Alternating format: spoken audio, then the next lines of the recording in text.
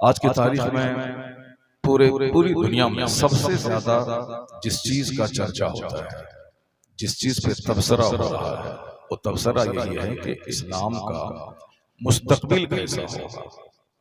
हिंदुस्तान में मुसलमानों को खुद तशवीश इस बात की है, सारे लोगों का चेहरा उतरा हुआ है, क्योंकि इस तरह दुश्मनों के बीच में इस्लामी तहरीक घिर गई है कि खुद मुसलमान अपने वजूद के लिए परेशान है कि आने वाले दिन में हमारा, हमारे बच्चों का, हमारी नस्ल का और फिर हमारे मुल्क का क्या होगा।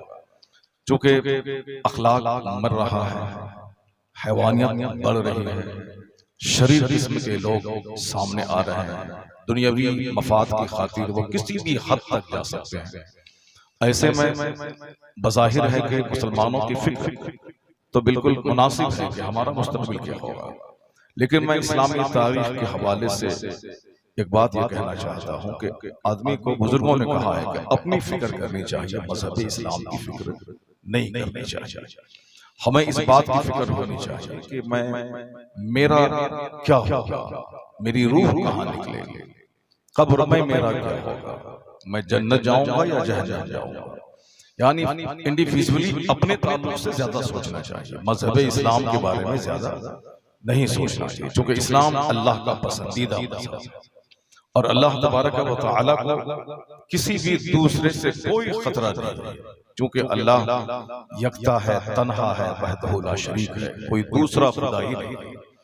हिंदुस्तान के हाकिम को खतरा देता है, कहीं पाकिस्तान वाले अटैक न कर, कहीं बांग्लादेश वाले हमला न कर, कहीं अमेरिका मुझ पर हावी न हो जाए। साहब, रूस वाले को खतरा था कहीं यूक्रेन हम पर हमला न कर दे, उन्होंने हमले में पेशरफ्त कर दी, अपनी तरफ से पहल किया। इस तरीके से हर दुनिया के हाकिम को एक दूसरे मुल्क के हाकिम से खतरा होता है, और यह फितरी बात है, नेचुरल बात है। लेकिन चूंकि इस सारी कायनात का जो खालिक है अल्लाह रब्बुल इज्जत, उसका कोई मद्दे मुकाबिल ही नहीं, कोई दूसरा खुदा ही नहीं है कि अल्लाह को किसी से खतरा हो। वो तन्हा है, कोई दूसरा खुदा नहीं है कि अल्लाह को खतरा हो। तो अल्लाह रब्बुल इज्जत का जब मद्दे मुकाबिल कोई नहीं है, फिर अल्लाह को किसी से कोई खतरा नहीं। जब अल्लाह को कोई खतरा नहीं है, फिर अल्लाह का जो पसंदीदा मजहब है, मजहब इस्लाम, इसे भी किसी से कोई खतरा नहीं है। अल्लाह हमेशा रहने वाला है, तो अल्लाह का मजहब मुहज़्ज़म मजहब इस्लाम भी हमेशा रहने वाला है। अब रही बात की दुनिया में आंधी आती है, दुनिया में सैलाब आता है, दुनिया में तेज हवा चलती है, दुनिया में मौसम बदलता है, यह सब नेचुरल सिस्टम है दुनिया का, यह सब होता रहेगा जब तक दुनिया रहेगी। यह सूरज और चांद का निजाम रहेगा, यह मौसम की तब्दीली रहेगी, यह सारा सिस्टम चलता रहेगा। अभी रात है, रात खत्म होगी, दिन आएगा, दिन भी खत्म होगा। कोई एक चीज एक हालत में दुनिया में नहीं रहती है, इसको गिरह बांध के आप रखें। कोई एक चीज एक हालत में दुनिया में नहीं रहती है। कल जो बादशाह था आज उसका बेटा फकीर हो गया, कल जो हमारे घर में गाय चराता था आज वो 50 करोड़ के बंगले में आराम कर रहा है। यह चेंजिंग है दुनिया की, दुनिया का नाम ही है जो चेंज होने वाली है, बदलने वाली है। ये दुनिया मुतगय्यर है, बदलने वाली चीज है, और कुल्लु मुतगय्यरिन हादिसुन, हर बदलने वाली चीज हादिस होती है, वो बिल्कुल टेम्पररी होती है, खत्म होने वाली होती है। ये दुनिया आज है, कल खत्म हो जाएगी, रात अभी है, खत्म हो जाएगी, दिन अब आएगा, वो भी खत्म हो जाएगा। अभी कड़ाके की सर्दी चल रही थी, वो सर्दी का मौसम था, मगर अल्हम्दुलिल्लाह गर्मी ने दस्तक दे दिया। अभी मार्च है, जबकि 31 मार्च तक सर्दी का असर रहता है, लेकिन अभी भी अप्रैल और मई की तरह गर्मी लगने लगती है जब मौसम बिल्कुल साफ रहता है, दिन में धूप तेज हो रही है। तो कहाँ गई वो कड़ाके की सर्दी? सर्दी खत्म हो गई, गर्मी आ गई। अब कुछ महीने के बाद ये गर्मी खत्म होगी, बारिश आएगी, बारिश का मौसम आएगा। तो मौसम कुछ बताता है, रात दिन की तब्दीली कुछ बताती है। कल तक जो बच्चा था आज वो जवान हो गया, जो जवान था आज बूढ़ा हो गया। आज से 15 साल पहले अगर आपने मुझे किसी जलसे में देखा होगा तो एक बाल भी मेरी दाढ़ी का सफेद नहीं था, और आज आप देख रहे हैं कि आज दाढ़ी के बाल मेरे सफेद हो गए। 15 साल पहले की कैसेट आप सुन लें, उस वक्त अगर आपने तकरीर सुनी होगी, उस वक्त मैं कैसा था और अभी मैं कैसा हूँ। जो लोग 15 साल पहले जिसको मैंने देखा था आज कल उनके जनाजे की नमाज हो गई, तो जलसा करवाता था, तो हिंदुस्तान भर के सारे खुतबा को बुलाता था, लेकिन कल उनके जनाजे की नमाज हो गई। हिंदुस्तान के एक जबरदस्त आलिम दीन मुफ्ती मुजफ्फर हुसैन रज़वी पूर्णिया के, उनका इंतकाल हो गया। मुफ्ती मंजर हसन कदीरी, उनका इंतकाल 1 महीना पहले हो गया। मुफ्ती आलिम मुस्तफ़ा कटिहारी, उनका इंतकाल हो गया। मौलाना शबीहुल कादरी, उनका इंतकाल हो गया। 1-2 महीनों के अंदर बड़ी बड़ी हस्तियां दुनिया से चली गई। हमने उनको जवान देखा था, हमने उनको लहराती हुई तकरीर करते हुए देखा था, हमने उनको लाखों के मजमे को अपनी आवाज से हरकत लाते हुए देखा था, लेकिन वो खामोश हो गए, चले गए। बुढ़ापा भी आया और सर के सारे बाल सफेद हो गए। फिर बहुत दिन भी देखा कि बतौर तबर्रुक जलसे में आने लगे। अब खिताब नहीं करेंगे, सिर्फ दुआ के लिए मजलिस में आएंगे। कोई एक चीज दुनिया में एक हालत पे रहने वाली नहीं है। इसलिए अगर किसी को अल्लाह ने जवानी दी है तो जवानी पे इतराई, जवानी आज है कल खत्म हो जाएगा। अगर अल्लाह ने किसी को दौलत दी है तो वो दौलत पे मगरूर ना हो, दौलत आज है कल खत्म हो जाएगा। और अल्लाह ने किसी को शोहरत दी है तो शोहरत पे वो इतराई नहीं, शोहरत आज है कल वही शोहरत गुमनामी में बदल जाएगी। और अगर जिंदगी में गुमनाम नहीं हुआ तो मरने के बाद तो गुमनाम हो ही जाएगा। अभी मैंने एक पोस्ट पढ़ा, बड़ा अच्छा उन्होंने भेजा था कि मरने के बाद सबसे पहली चीज जो हमारी बदल जाती है वो हमारा नाम बदल जाता है। यानी जब मैं मर जाता हूं तो लोग नहीं कहते कि शहरयार को यहाँ लाके रख दो, शहरयार की बॉडी वहां रख दो, नहीं, लोग कहते हैं कि डेड बॉडी यहाँ लाके रख दिया जाए। लोग ये नहीं कहते शहरयार को सामने लाके रखो और नमाज होगी, लोग नहीं, लोग कहते हैं मैयत को सामने लाके रखा जाए, यहाँ जनाजे की नमाज होगी। यानी मरने के बाद सबसे पहली चीज लोग नाम भूल जाते हैं। अब उसका नाम क्या हो गया? Dead body. उसका नाम क्या हो गया? जनाजा। उसका नाम क्या हो गया? लाश। यानी फिर उसके बाद धीरे धीरे नस्य मनसिया हो गया। सारे लोगों ने भूल गया कि कोई बहुत बड़ा जबरदस्त खतीब था, जबरदस्त शायर था, बहुत बड़े हिंदुस्तान के बादशाह थे, हाकिम था, सब चले गए, नामो निशान मिट गया। कोई चीज एक हालत पे नहीं रही। अगर कोई इतराता था, कोई समाज में घमंड से काम लेता, दौलत पे नाज हो, जुल्म करता हो, गरीबों को सताता हो, आपको उनकी एक्टिविटीज बहुत बुरी लगती हो, बस अगर आप कुछ नहीं बिगाड़ सकते हैं उनका तो खामोश रहिए, सब्र कीजिए। जहां 2-4-10 साल सब्र करेंगे फिर आपको पता चल जाएगा कि उस शख्स का अंजाम क्या होगा। सिर्फ सब्र करें। अगर आप जालिम को नहीं रोक सकते, अगर आप जालिम की गुफ्तगू आप बंद नहीं कर सकते, अगर आपके पास ताकत नहीं है, आपके मुंह में जबान नहीं है, सिर्फ चुप रहें और तमाशा देखें, 10 साल के बाद उसका अंजाम आपको पता चल जाएगा। कुछ भी नहीं रहने वाला है। फिर क्यों आप मायूस हैं कि मजहब इस्लाम का मुस्तकबिल कैसा होगा? जुल्म बढ़ रहा है, शरारत बढ़ रही है, निकालने बाहर करने की धमकियां दी जा रही है। आप अपनी ड्यूटीज को अंजाम दें, यानी नमाज़ें पंजगाना पाबंदी से पढ़ना, कुरान करीम की रोजाना तिलावत करना, माँ बाप की खिदमत करना, समाज में एक अच्छा फर्द बन के रहना, एक अच्छा शहरी बन के रहना, जो हमारी ड्यूटीज है, जो हमारी जिम्मेदारियां हैं, उसको आप अदा करें। क्योंकि हम पैदा हुए हैं क्यों? अल्लाह कहता है हमने तुमको इबादत के लिए पैदा किया। जो लोग 100 साल पहले थे उसमें से एक बच्चा आज दुनिया में मौजूद नहीं, अगर वो जिंदा है भी तो बस वो एक बोझ है जमीन के लिए। तो ये भी फैक्ट है कि जो आज है 100 साल के बाद इसमें कोई नहीं रहेगा। बड़े अफसोस की बात है कि आप लोग, मैं इतनी कीमती बात कर रहा हूँ, आप उधर पीछे क्यों देख रहे हैं? वो तो इंतजामिया का काम है कि वो साहब वो लोगों को बैठा रहे हैं, लोगों को ला रहे हैं। ये हमारे नारे रिसालत पीर तरीक़त हुजूर सैयद ज़ियाउर साहब क़िबला, पीर तरीक़त हुजूर सैयद ज़ियाउर साहब क़िबला, रहमत आलम कॉन्फ्रेंस, उलमाए अहले सुन्नत, मसलके आला हज़रत, हमारे आपके शेख सैयद ज़ियाउद्दीन साहब क़िबला तशरीफ ले आए और फिर उसके बाद दूसरे शेख भी आएंगे, फिर तीसरे शेख भी आएंगे। हजरत आ गए, हजरत की मौजूदगी में जलसे का हुस्न और बढ़ जाएगा। आप बिल्कुल अदब के साथ बैठ जाएं, सारे लोग बैठ जाएं, बस हो गया। आपने एहतराम किया अपने शेख का, उनका इस्तकबाल किया, वो आए हमारे बीच। अल्लाह तबारक व तआला हमारे शेख को लंबी उम्र अता फरमाए, सेहत आफियत के साथ रखे।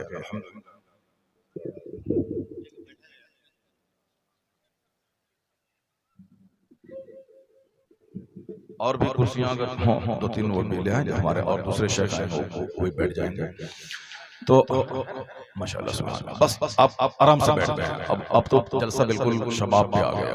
हमारे शेख आ गए, शोरा आ गए, खतीब आ गए। अब आगे और कुछ बाकी नहीं रहा। जो लोग मुंतजिर हैं किसी दूसरे के आने का, वो समझ लें कि हमारे शेख आ गए। अब आप बैठ जाएं और गौर से इस फकीर की तमहीदी गुफ्तगू आप समाअत फरमाएं। बस आज मेरी तकरीर सिर्फ कुरान करीम की 2 आयत और सरकार दो जहां अलैहिस्सलाम की अहादीस में से 2 अहादीस का मफ़हूम, बस यही 4 चीजें आज मैंने अपने लिए आज की गुफ्तगू के लिए मैंने पसंद किया। मुमकिन है कि वक्त खत्म हो जाए या फिर एक ही बात में 1 घंटा हो जाए, वो एक अलग चीज है, मगर मैं आज 4 चीजें सोच के 4 चीजें आपको बतानी और कोशिश मैं करूंगा कि मुख्तसर में कम वक्त में 4 बातें आप तक पहुंच जाए। हो सकता है कि आप इसको पहले भी सुन चुके होंगे, लेकिन नहीं सुने हैं तो पहली बार आप सुनेंगे। कुछ बातें ऐसी हैं कि हर तकरीर में कुछ न कुछ नई बात रहती है, अगरचे बहुत सारी बातों का रिपीटेशन होता है, उसको दोहराया जाता है। क्योंकि आज मैं आपके पास हूँ, कल मैं बिहार के इतिहास में रहूंगा, 31 मार्च तक कंटिन्यू 1 रात भी आराम करने के लिए खाली नहीं, मुख्तलिफ स्टेट में, कभी बंगाल में, कभी राजस्थान, कभी छत्तीसगढ़ में, कभी पंजाब में, कभी और दूसरे इलाकों में, ये सब बटे हुए हैं। लेकिन अब रोजाना खिताब करना है। आज आप बहुत दिन के बाद मिले हैं, कोई जरूरी नहीं कि जो बात मैं आज कल मैं बोला हूँ उड़ीसा में, वो आज मैं आपके पास नहीं बोलूँगा। जो आज मैं बोल रहा हूँ कल बिहार में नहीं बोलूंगा। रिपीटेशन तो होना है, लेकिन अलबत्ता कुछ न कुछ जरूर आपको एक न एक नुक्ता या गोशा हर तकरीर में एक अलग अलग बात मिलेगी। क्योंकि जो रटी हुई तकरीर होती है तो वो आए, अपना सबक सुना दिया और चले गए। ऐसा इस फकीर के पास नहीं है। ये फकीर हमेशा गुफ्तगू करने के लिए बैठता है और अल्हम्दुलिल्लाह गुफ्तगू के दौरान भी कभी कभी मैं सोचा तक न होता हूँ, वो सारी बातें दिमाग में आ जाती है। चाहे कुछ भी हो, एक ही बात रोजाना क्यों हो। अजान 80 साल से हम और आप सुन रहे हैं और रोजाना 5 बार सुनते हैं, लेकिन अगर कोई अच्छी आवाज में अजान देता है तो आपका बढ़ता हुआ कदम रुक जाता है, आप गौर से सुनने लगते हैं। ऐसा लगता है जैसे जिंदगी में पहली बार अजान आप सुन रहे हैं, जबकि रोजाना 5 बार आप सुनते हैं। उसी तरह बोलने का अंदाज, वक्त का असर, माहौल, ये सब कुछ असरअंदाज होता है। कुछ बातें दिन में अच्छी लगती हैं, कुछ बातें रात में अच्छी लगती हैं, कुछ बातें मदरसे में अच्छी लगती हैं, कुछ बातें बहुत बड़े शहर में अच्छी लगती हैं, कुछ चीजें रात में होती हैं जो दिन में नहीं, जो दिन में है रात में नहीं। रात में तहज्जुद की नमाज है, जिसके पढ़ने से चेहरा खूबसूरत होता है, जिस तहज्जुद के पढ़ने से कब्र में उजाला होता है, जिस तहज्जुद के पढ़ने से आदमी को तमानियत क़ल्बी नसीब होती है, यानी दिल उसका मुतमईन होता है। लेकिन ये तहज्जुद दिन में नहीं, रात। दिन में एक नमाज है इशराक की नमाज, जिसका सवाब एक हज, एक उम्रा के बराबर होता है। दिन में एक नमाज है चाश्त की नमाज, जो गरीबी का शानदार इलाज है। अगर कोई चाहता हो कि मेरी गरीबी दूर हो, मेरी तंगदस्ती, मेरी मुफलिसी दूर हो, तो पाबंदी से चाश्त की नमाज पढ़ा करे, यानी 5 नमाज के अलावा चाश्त पढ़ा करे, उनकी गरीबी दूर हो। अगर कोई चाहता हो कि जल्दी से मैं गरीब बन जाऊं, वो सिर्फ इतना काम करे कि रात में अपने घर में झाड़ू दिया करे, अपने नाखून को दांत से काटा करे, वो नंगे वो बदन खाना खाया करे, गुस्ल खाने में पेशाब किया करे, और फिर वो टूटी हुई कंघी किया करे, टूटा हुआ आईना इस्तेमाल किया करे। वो बिल्कुल ही इंशाअल्लाह कुछ दिन के अंदर ही वो गरीब हो जाएगा। क्योंकि ये वो सारे अमाल हैं जो आदमी को गरीब कर देने वाले होते हैं। नापाक बदन खाना नहीं चाहिए, नापाक बदन ज्यादा देर घर में रहना नहीं चाहिए, टूटी हुई कंघी नहीं करनी चाहिए, टूटा हुआ शीशा इस्तेमाल नहीं करना चाहिए, नमाज फज्र के टाइम में नहीं सोना चाहिए। नमाज फज्र के टाइम में जो सोता है सारा दिन उसका चेहरा बेनूर रहता है, अल्लाह रब्बुल इज्जत की रहमतों से वो महरूम रहता है। चूंकि वो वक्त है जहाँ जन्नत की हवा चलती है, वो वक्त है रहमत के फरिश्तों के आने का होता है। उस वक्त में रात में इशा की नमाज के बाद जो देर से सोता हो, वो गरीब बनने के लिए तैयार है। चूंकि बहारे शरीयत में अल्लामा सदरुल शरिया हुजूर मुफ्ती अमजद अली रहमतुल्लाह अलैह ने लिखा है कि इशा की नमाज के बाद दुनिया की गुफ्तगू करना मकरूह है, यानी न्यूज सुनना, न्यूज पढ़ना, न्यूज देखना या दुनिया की बातें करना वो कराहियत है। जितनी देर वो जगेंगे फजर की नमाज के छूटने का चांस ज्यादा रहेगा, इसलिए मकरूह है। अलबत्ता मेहमान घर में आ जाए, उनकी दिलजोई करने के लिए थोड़ी देर बात किया जा सकता है, दुनियावी गुफ्तगू नहीं। चूंकि नमाज नमाज के कज़ा होने का चांस, और फजर की नमाज का छोड़ना हराम और गुनाह कबीरा है। अब फजर की नमाज का पढ़ना इतना बड़ा फायदा मंद है कि हुजूर सच्चे सरकार की बात सच्ची, आका फरमाते हैं रकअतल फज्र खैरुम मिनद दुनिया व मा फीहा। मुस्लिम शरीफ की हदीस में आया है कि फजर की 2 रकात नमाज, फर्ज नहीं सुन्नत नमाज, इसलिए फजर की सुन्नत के बारे में आया है कि अत्तहियात तक भी अगर जमात में शरीक हो सकता है तो फजर की 2 रकात नमाज सुन्नत मुअक्कदा बस जरूर पढ़ ले, क्योंकि उसके बारे में हुजूर फरमाते हैं रकअतल फज्र खैरुम मिनद दुनिया व मा फीहा। फजर की 2 रकात नमाज ये दुनिया और दुनिया में जो कुछ है उससे बेहतर है। अल्लाहु सुब्हान, ये कोई कमजोर और सही हदीस नहीं, मुस्तनद मोतबर हदीस मुस्लिम शरीफ जो साहिह सित्ता की यानी बुखारी और मुस्लिम, कुरान के बाद जो सबसे अफजल तरीन किताब है बुखारी शरीफ, मुस्लिम शरीफ की हदीस है फजर की 2 रकात नमाज दुनिया और दुनिया में जो कुछ है, दुनिया में सोने चांदी का पहाड़ है, दुनिया में हीरे जवाहरात के पहाड़ है, दुनिया में अभरक कोयला की खदान है, दुनिया में 200 से ज्यादा ममालिक के करेंसीज है, दुनिया में सोने और चांदी और सारे खजाने मौजूद हैं। हुजूर ने क्या कहा, दुनिया और दुनिया में जो कुछ है उससे बेहतर फजर की 2 रकात नमाज है। एक बुजुर्ग फरमाते हैं इराक की सल्तनत कोई मुझको दे दे उससे बेहतर है कि मैं फजर की 2 रकात नमाज अदा करूं, यानी इराक की बादशाहत से बेहतर फजर की 2 रकात नमाज। अब ये बताएं कि मुसलमानों में, हम काफिरों की बात नहीं करते, क्रिश्चियन हो, यहूदी हो, हिंदूज हो, जो जैनिज्म हो, उसकी बात हम क्या करें। मुसलमान जो कि मेरा मजहब सच्चा है, हम हमारा अल्लाह की जात पर यकीन है और हम जानते हैं कि नमाज पढ़ना फर्ज आज़म है, लेकिन 95% मुसलमान अगर वो नमाज पढ़ भी लेता है 5%, उस 5% में सिर्फ 2% रह जाते हैं जो फजर की नमाज के लिए मस्जिद में आते हैं। इशा के टाइम में 100 आदमी रहते हैं, फजर के टाइम में 25 लोग रहते हैं, यानी ये वह लोग हैं जो पाबंदी से नमाज पढ़ते हैं, उनकी बात कर रहा हूं। जो नमाज नहीं पढ़ते हैं वो 95% हमारा तबका है जो नमाज नहीं पढ़ता है। पैगंबर आज़म ने कहा था कि बेनमाजी का अंजाम फिरौन के साथ होगा, बेनमाजी का अंजाम वो साहब वो कारून के साथ होगा। घटिया किस्म के काफिर का नाम है फिरौन, घटिया किस्म का काफिर है कारून। हुजूर ने कारून का, हामान का, फिरौन का नाम लिया। मुस्नद अहमद की रिवायत है कि बेनमाजी का अंजाम फिरौन के साथ होगा, यानी जिसको बादशाहत, इक़्तिदार या विधायक या एमएलए या मुखिया या वार्ड कमिश्नर, काउंसलर होने की वजह से नमाज पढ़ने की फुर्सत नहीं मिली, उसका अंजाम फिरौन के साथ होगा। क्योंकि फिरौन अगर बादशाह नहीं होता तो काफिर नहीं होता, बादशाहत ने उसे काफिर बनाया। हामान फिरौन का वजीर था, वजीर वजारत की वजह से बादशाह का साथ दिया, वो भी काफिर रहा। और जो कोई नौकरी करने की वजह से, टीचर है या ब्लॉक डेवलपमेंट ऑफिसर है या डीएम है या एसपी है या आर्मी में है या पुलिस में है या किसी की दुकान में नौकरी कर रहा है, सेल्समैन है, यानी मुलाजमत की वजह से अगर नमाज छूटी उसका अंजाम हामान के साथ होगा।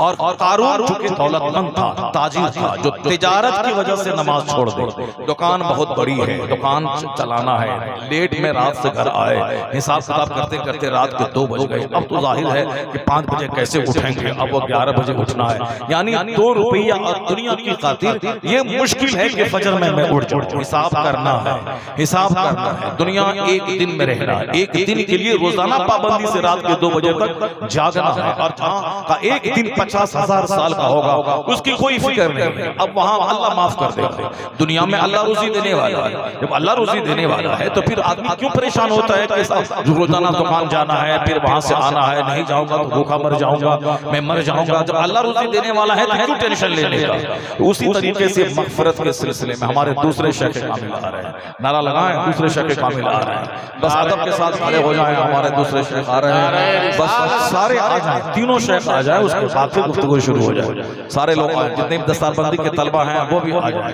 दस्तारबंदी के जो तलबा हैं वो भी आ जाएं।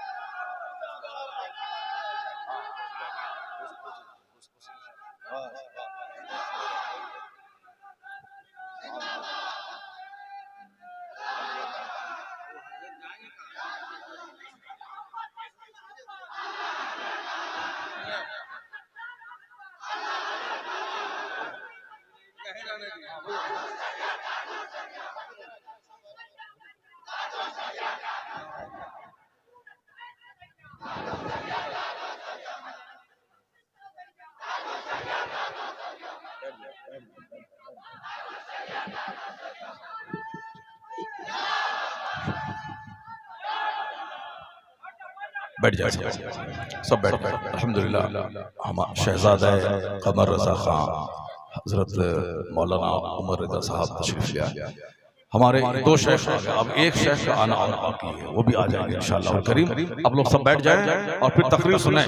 उसके बाद दस्तरबंदी के बच्चे भी आएंगे, दस्तरबंदी का मंजर भी आप देखेंगे।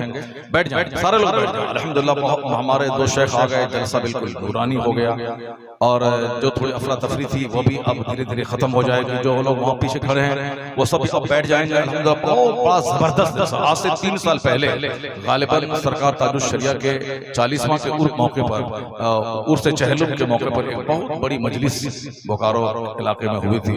बहुत बड़ी मजलिस थी, नूरानी मजलिस थी और इस फकीर का खिताब 2-2.5 घंटे का हुआ था। अल्हम्दुलिल्लाह आज फिर उसी जलसे की याद ताज़ा हो रही है। क्या माशा सुभान अल्लाह, बहुत खूबसूरत जलसा। हुजूर कायदे मिल्लत अल्लामा अज़्ज़ल ज़ख़ा भी आए थे उस मौके से, बहुत खूबसूरत तरीन जलसा हुआ था। अल्लाह ताला इस जलसे को कबूल फरमाए। एक बार दरूद शरीफ पढ़ें, अल्लाहुम्मा सल्लि अला सय्यिदना व मौलाना मुहम्मदिन मअदनिल जूद वल करम व आलिहि व बारिक वसल्लम सलातु व सलामान अलैका या रसूलल्लाह। अब जरा जो बात हो रही थी उसको गौर से सुन लिया जाए। मैं कह रहा था कि हमारे घर से बरकतें खत्म हो गई, उसके जिम्मेदार हम। चूंकि हदीस में आया है कि जो फजर की नमाज छोड़ता है चेहरे का नूर खत्म हो जाता है। अब हम चाहते हैं कि 50 तरह के केमिकल का इस्तेमाल करके हसीन खूबसूरत बन जाए, कैसे होगा? नहीं होगा। चूंकि फजर की नमाज छोड़ने के बाद जो चेहरा बदरंग हो गया है, चाहे फेयर एंड लवली हो चाहे और दूसरे एंटीबायोटिक हो, वो सब खाने पीने के बाद कभी चेहरा खूबसूरत नहीं होगा। आजकल दुनिया में अक्सर लोगों का चेहरा दागदार हो रहा है, चेहरे पे दाने निकल रहे हैं, चेहरे पे पॉक्स निकल रहा है। गोरा गोरा चेहरा कल बड़ा खूबसूरत था, आज देखने में ऐसा लगता है पूरा चेहरा चेचक जैसा हो गया। जो औरतें अपने चेहरे की हिफाजत करने के लिए बहुत तरह के केमिकल इस्तेमाल करती हैं, उसका भी चेहरा 1-2 साल के बाद ऐसा खराब होता है कि शौहर के काबिल उनका चेहरा नहीं रह जाता है। जिन लोगों ने दुनियावी मादी चीजों में हुस्न हासिल करना चाहा, उसका अंजाम यही होता है। आज दुनिया के लगभग अक्सर लोग नमाज फज्र छोड़ते हैं। काफिर तो मुकाफिर ही है, मोमिन की बात नहीं कर रहे, नमाज छोड़ते हैं। नमाज छोड़ने की वजह से इनका चेहरा बदरंग हो रहा है, इनकी रोजी से बरकतें खत्म हो रही हैं, इनके बच्चे हाथ से निकल रहे हैं और सेहत खत्म हो रही है। आजकल डॉक्टर की दुनिया आबाद है, सिर्फ कमाना है और डॉक्टर के पास जाके पैसा फेंक के आ जाए।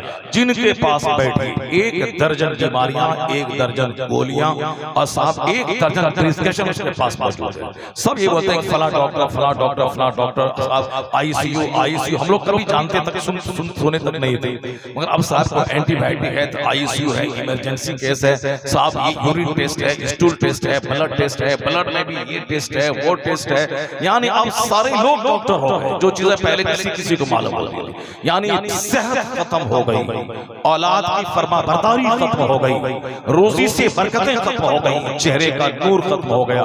8-8 घंटे सोने के बाद प्रधानमंत्री ऑफिस पे झूमता है, मंच पे झूमता है। देवेगौड़ा जी प्रधानमंत्री थे इंडिया के, उनकी आदत थी कि जहां मंच पे बैठे और झूमना शुरू कर दिया। बहुत सारे लोग हैं अब जबकि वह लोग जहां भी जाते हैं वहां पे वो सर्किट हाउस में सोते हैं, वो अपने पीएम हाउस में सोते हैं, अपने घर में सोते रहते हैं, उसके बावजूद झूमते रहते हैं। डीएम को देखें आप, किसी पब्लिक गैदरिंग में गए वहां सोते रहते हैं। बहुत सारे लोग सोते रहते हैं, 8 घंटे सोते, नींद पूरी नहीं होती। और अल्हम्दुलिल्लाह बहुत सारे लोग हैं कि सिर्फ 3 घंटे की नींद उनके लिए काफी हो जाती है, सिर्फ 2 घंटे की नींद काफी हो जाती है। हमने किताबों में पढ़ा है कि सब दुनिया का सबसे बड़ा एक्टिव आदमी, 1000 से ज्यादा किताबें देने वाला और बिल्कुल मशीनरी लाइफ गुजारने वाला, दुनिया भर के आने वाले फतवा का जवाब देने वाला, क़यामत तक के लिए हिंदुस्तान में मज़हब अहले सुन्नत को स्टेबल करने वाला, यानी अपनी बारगाह से मुफ्तियों, हाफिजों, आलिमों और मुफक्किरों को पैदा करने वाला, 1000 से ज्यादा किताबें लिखने वाला। मेहनत कितनी ज्यादा, यानी 24 घंटे में सिर्फ 2 से 2.5 घंटा वो आराम करते थे और बाकी सारा वक्त दीन की खिदमत में फराइज व वाजिबात से जो भी बचता सिर्फ तहरीरों में फतवे का जवाब देने में गुजरता था। उसी डायनेमिक प्रेस नैरेटिव का नाम दुनिया इमाम अहमद रजा का फाज़िल बरेली बरेलवी की सूरत में लेते, यानी वो मुजद्दिद आज़म थे, वो शेख आज़म थे, हिंदुस्तान के सबसे बड़े राइटर थे। मैंने कभी कभी कहा था कि हिंदुस्तान में बहुत सारे लोगों का अपने इल्म पे बहुत घमंड और नाज है और आला हजरत का नाम उसको खटकता है, मगर मैं चैलेंज करता हूं कि अगर कोई नाम हो, चाहे हिंदूज में हो, चाहे आसाम में हो, चाहे गुजरात में हो, चाहे राजस्थान में हो, चाहे जिस मज़ाहिब में हो, हिंदुस्तान में अगर किसी के पास कोई ऐसा राइटर हो जिन्होंने 1000 के करीब किताबें लिखकर हिंदुस्तान का नाम रोशन किया हो, तो हमें वो सामने लाए। न गांधी, न अंबेडकर, न साहब और किसी रविंद्रनाथ टैगोर, न किसी प्रेमचंद का नाम सामने आएगा। अगर किसी इस्लामिक स्कॉलर का नाम आएगा जो 1000 किताबों का मुसन्निफ हो, तो तनहा नाम इमाम अहमद रज़ा ख़ान बरेलवी का आएगा। उन्हें नोबेल प्राइज मिलना चाहिए था, उन्हें भारत रत्न का अवार्ड मिलना चाहिए था। जिन लोगों ने जिन्होंने एक किताब लिखी वो भारत रत्न का अवार्ड मिल गया, जिन्होंने 2, 4, 10, 50 गाने गाए उसको भारत रत्न का अवार्ड मिल गया, जिन्होंने कुछ नहीं किया सिर्फ 5 साल तक प्रधानमंत्री का पद संभाला उसे भारत रत्न का अवार्ड मिल गया। और जिनके शागिर्दों ने दुनिया में फैलकर हिंदुस्तान का नाम ऊंचा किया, आज आला हजरत का मानने वाला अमेरिका में, उनका मानने वाला नॉर्वे में, उनका मानने वाला कनाडा में, उनका मानने वाला जर्मनी में, उनके मानने वाले आलिम ऑस्ट्रेलिया में, उनके मानने वाले आलिम श्रीलंका में, मलेशिया में, यानी दुनिया के लगभग 200 से ज्यादा ममालिक में आला हजरत के फॉलोवर, आला हजरत के मसलब की तर्जमानी करने वाले, उनकी फिक्र, उनके मिशन को आम करने वाले 200 से ज्यादा ममालिक में मौजूद हैं।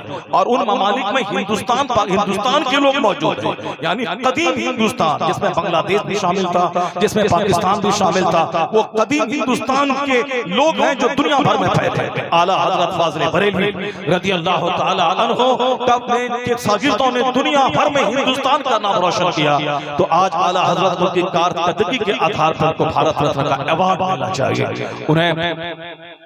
हाँ, हमारे तीसरे शेख माशाअल्लाह अब हो गया, अब बस हमारा कोटा पूरा हो गया, यानी हमारे तीनों शेख आ गए अल्हम्दुलिल्लाह।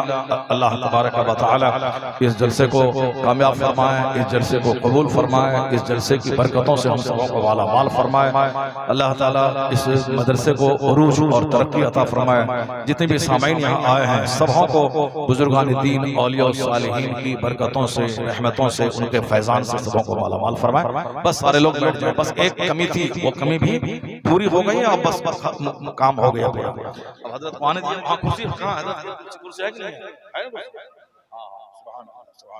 अब बैठ जाएं, सारे लोग बैठ जाएं, सब लोग बैठ जाएं, अब सारे लोग बैठ जाएं, बस हो गए। हमारे तीनों शेख आ गए, अब कोई नहीं आएगा। हमारे तीनों शोरा आ गए, अब कोई शायर नहीं आएगा।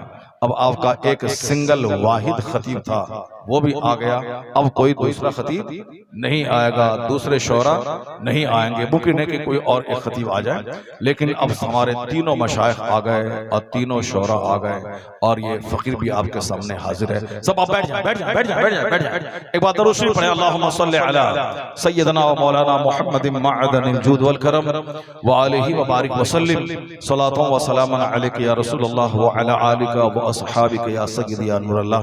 सारे उलमा का एहतराम, सारे उलमा का इस्तिक़बाल, सारे मशाइख का एहतराम।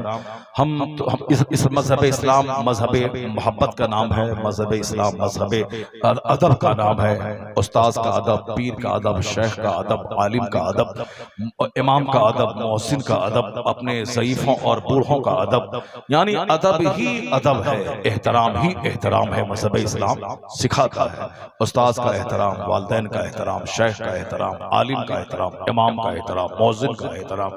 एहतराम मजहब इस्लाम मजहब एहतराम और मोहब्बत का नाम है। यहाँ सिर्फ मोहब्बतें बांटी जाती हैं, मोहब्बतों की खैरात तक़सीम की जाती है। अल्लाह ताला हमारे सारे सादात किराम को इज्जत और वक़ार अता फरमाए, उन सबों की इज्जत हमें करने की तौफीक अता फरमाए। अल्लाह हम सबों को उलमाए रब्बानियीन का एहतराम करने की तौफीक अता फरमाए, मजहबी गुफ्तगू की इज्जत, उसका एहतराम करने की तौफीक अता फरमाए। एक बार और दरूद शरीफ पढ़ें, अल्लाहुम्मा सल्ली अला सय्यदना व मौलाना मुहम्मदिन मअदनिल जूद वल करम व आलिहि व बारिक व सल्लिम सलातु व सलामुन अलैका या रसूलल्लाह। अल्लाह रब्बुल इज्जत की इबादत ये हमारी जिंदगी का सबसे बड़ा मकसद है।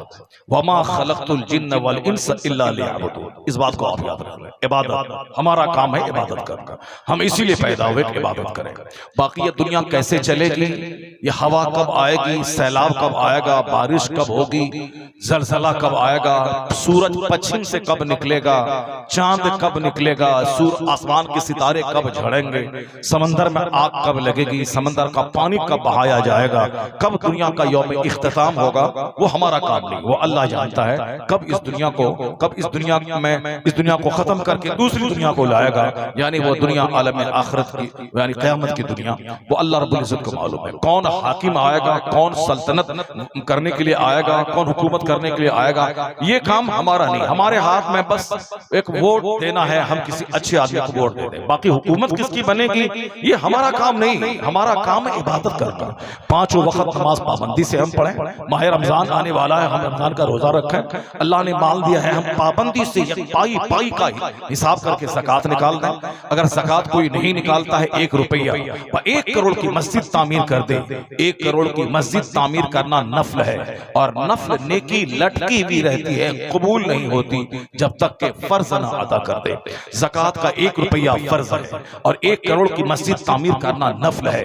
और आला हजरत लिखते हैं कोई नफल कबूल नहीं होता जब तक के फर्ज ना अदा कर दे। तहज्जुद, इशराक, चाश्त, अवाबीन 100 रकात नमाज नफल डेली पढ़ना ये नफल है। और फजर, ज़ोहर, असर, मगरिब, इशा फर्ज है। और कोई नफल चाहे वह तहज्जुद रात भर पढ़ता रहे, 100 रकात नमाज नफल रात भर पढ़ ले, ये नफल है। कोई नफल कबूल नहीं होता जब तक के वो फर्ज ना अदा कर ले। अपना हज करना ये फर्ज है। कोई अपना हज नहीं करे कि 40 दिन लगेंगे, 20 दिन लगेंगे, कारोबार ठप हो जाएगा, करोड़ों का नुकसान हो जाएगा। वो हर साल 25 आदमी को हज करवा दे, वो हर साल रमजान में 1000 आदमी को उम्रा के लिए भेज दे, ये नफल है। और कोई नफल कबूल नहीं होता जब तक के फर्ज ना अदा करे। रमजान का अपना रोजा रखना ये फर्ज है, और रोजों को इफ्तार करवाना ये नफल है। नफल कबूल नहीं होता जब तक के फर्ज ना अदा करे। मैं रोजाना 1 लाख आदमी को बिल्कुल बिरयानी खिलाऊं, और बकरे का पाया, आसाब, निहारी और तंदूरी रोटी में इफ्तार में खिला दूं और सहरी करवा दूं, ये नफल नेकी है, अच्छा काम है, खिदमत खल्क है। लेकिन ये नेकी नफल है। नफल मुअल्लक रहता है जब तक कि अपना रोजा बंदा नहीं रखेगा। 1 लाख आदमी को इफ्तार करवाने का सवाब वह पेंडिंग में रहेगा, और जब अपना रोजा रखेगा और उसके जवाब देने में कामयाब हो जाएगा, तो फिर ये फर्ज रोजा और वह नफल, यह दोनों मिल के उसके दर्जात को बुलंद कर देगा।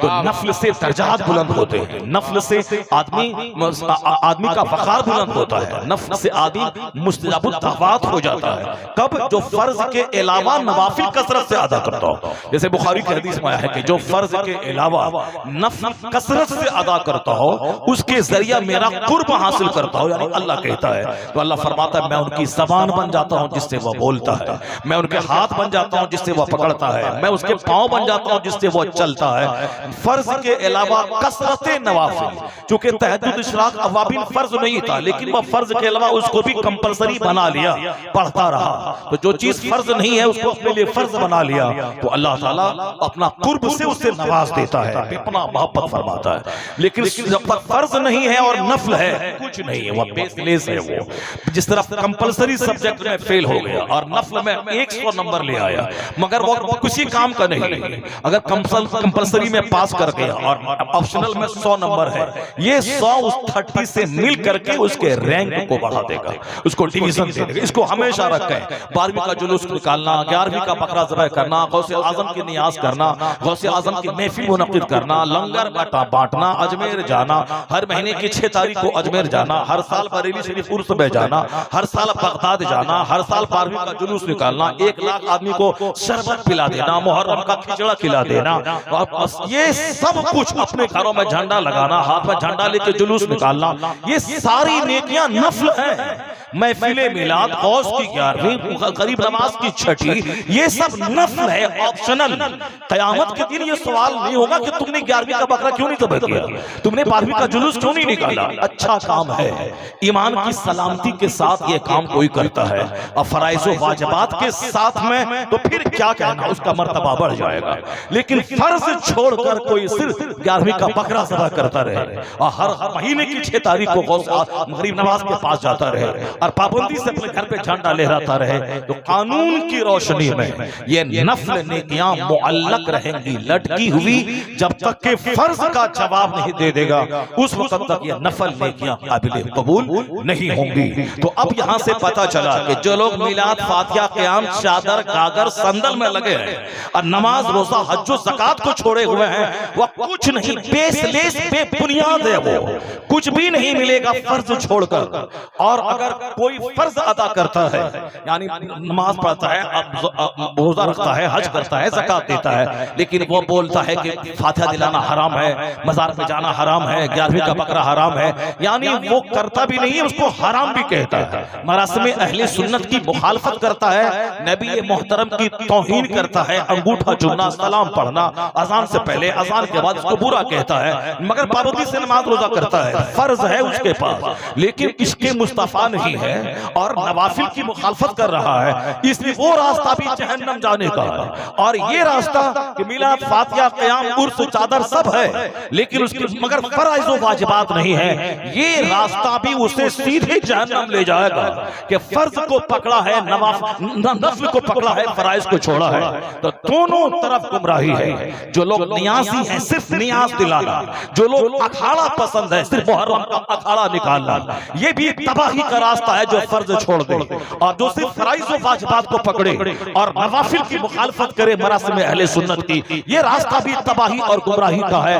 अब इस गुमराही के बीच में कौन है राह नजात, इस गुमराही के बीच में कौन सा स्ट्रेट पाथ, इस गुमराही के बीच में कौन सा सीधा नजात का रास्ता, उसी को उलमा कहते वो रास्ता है, वो राह नजात मसलके आला हजरत, यानी आला हजरत का मसलक है कि नमाज भी होगी, नियाज भी होगी, रोजा भी होगा, जुलूस मोहम्मदी भी निकाला जाएगा, हज भी अदा किया जाएगा, 11वीं का बकरा भी ज़िबह किया जाएगा, यानी फर्ज को फर्ज के खाने में रखना है, नफल को नफल के खाने में रखना है, या दोनों मेरे पास रहे और सीधी सड़क शहरे शफात नगर तक चली जाए, राह नजात है, यही रास्ता राह नजात है, यही रास्ता नजात का रास्ता। इससे हट के जो सिर्फ नमाज रोजे को पकड़े हैं, मुस्तफा की तौहीन करते हैं, वो भी अपनी खैर बनाए, जहन्नम जाने को तैयार रहे, और फिर वो भी जो नमाज रोजा छोड़ छाड़ करके सिर्फ पीर साहब को पकड़े हुए हैं, चादर, गागर, संदल पकड़े हुए हैं और फर्ज वाजिब नहीं है, वो भी जहन्नम जाने को तैयार रहे, क्योंकि हुजूर ने कहा है कि बेनमाजी का अंजाम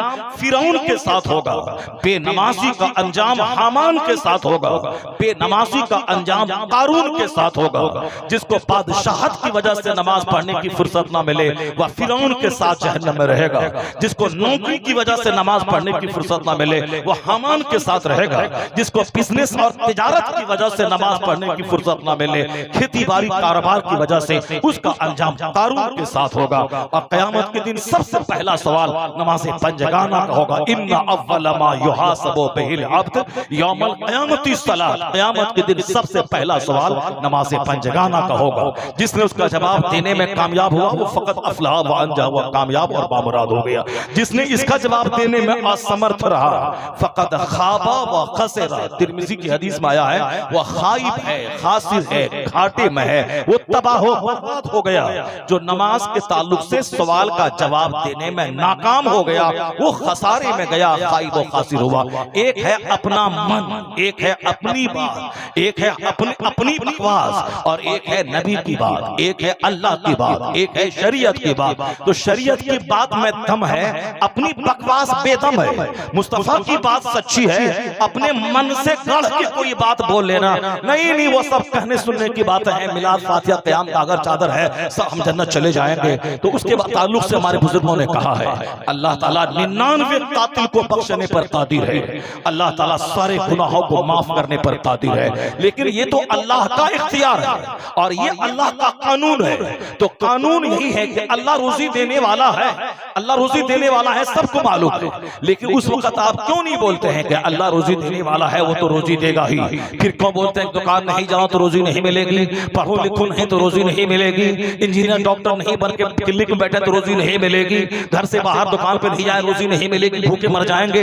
इसका मतलब है रोजी देने वाला अल्लाह है, लेकिन दुकान पे जाना है, खेत में हल चलाना है, 25 साल पढ़ने के बाद कंपटीशन फेस करके नौकरी हासिल करनी है, मुलाजमत करनी है। तो जिस तरह वहां है रोजी देने वाला अल्लाह है, मगर तदबीर मुझको करनी है, नहीं करूंगा तो मैं भूखा मर जाऊंगा।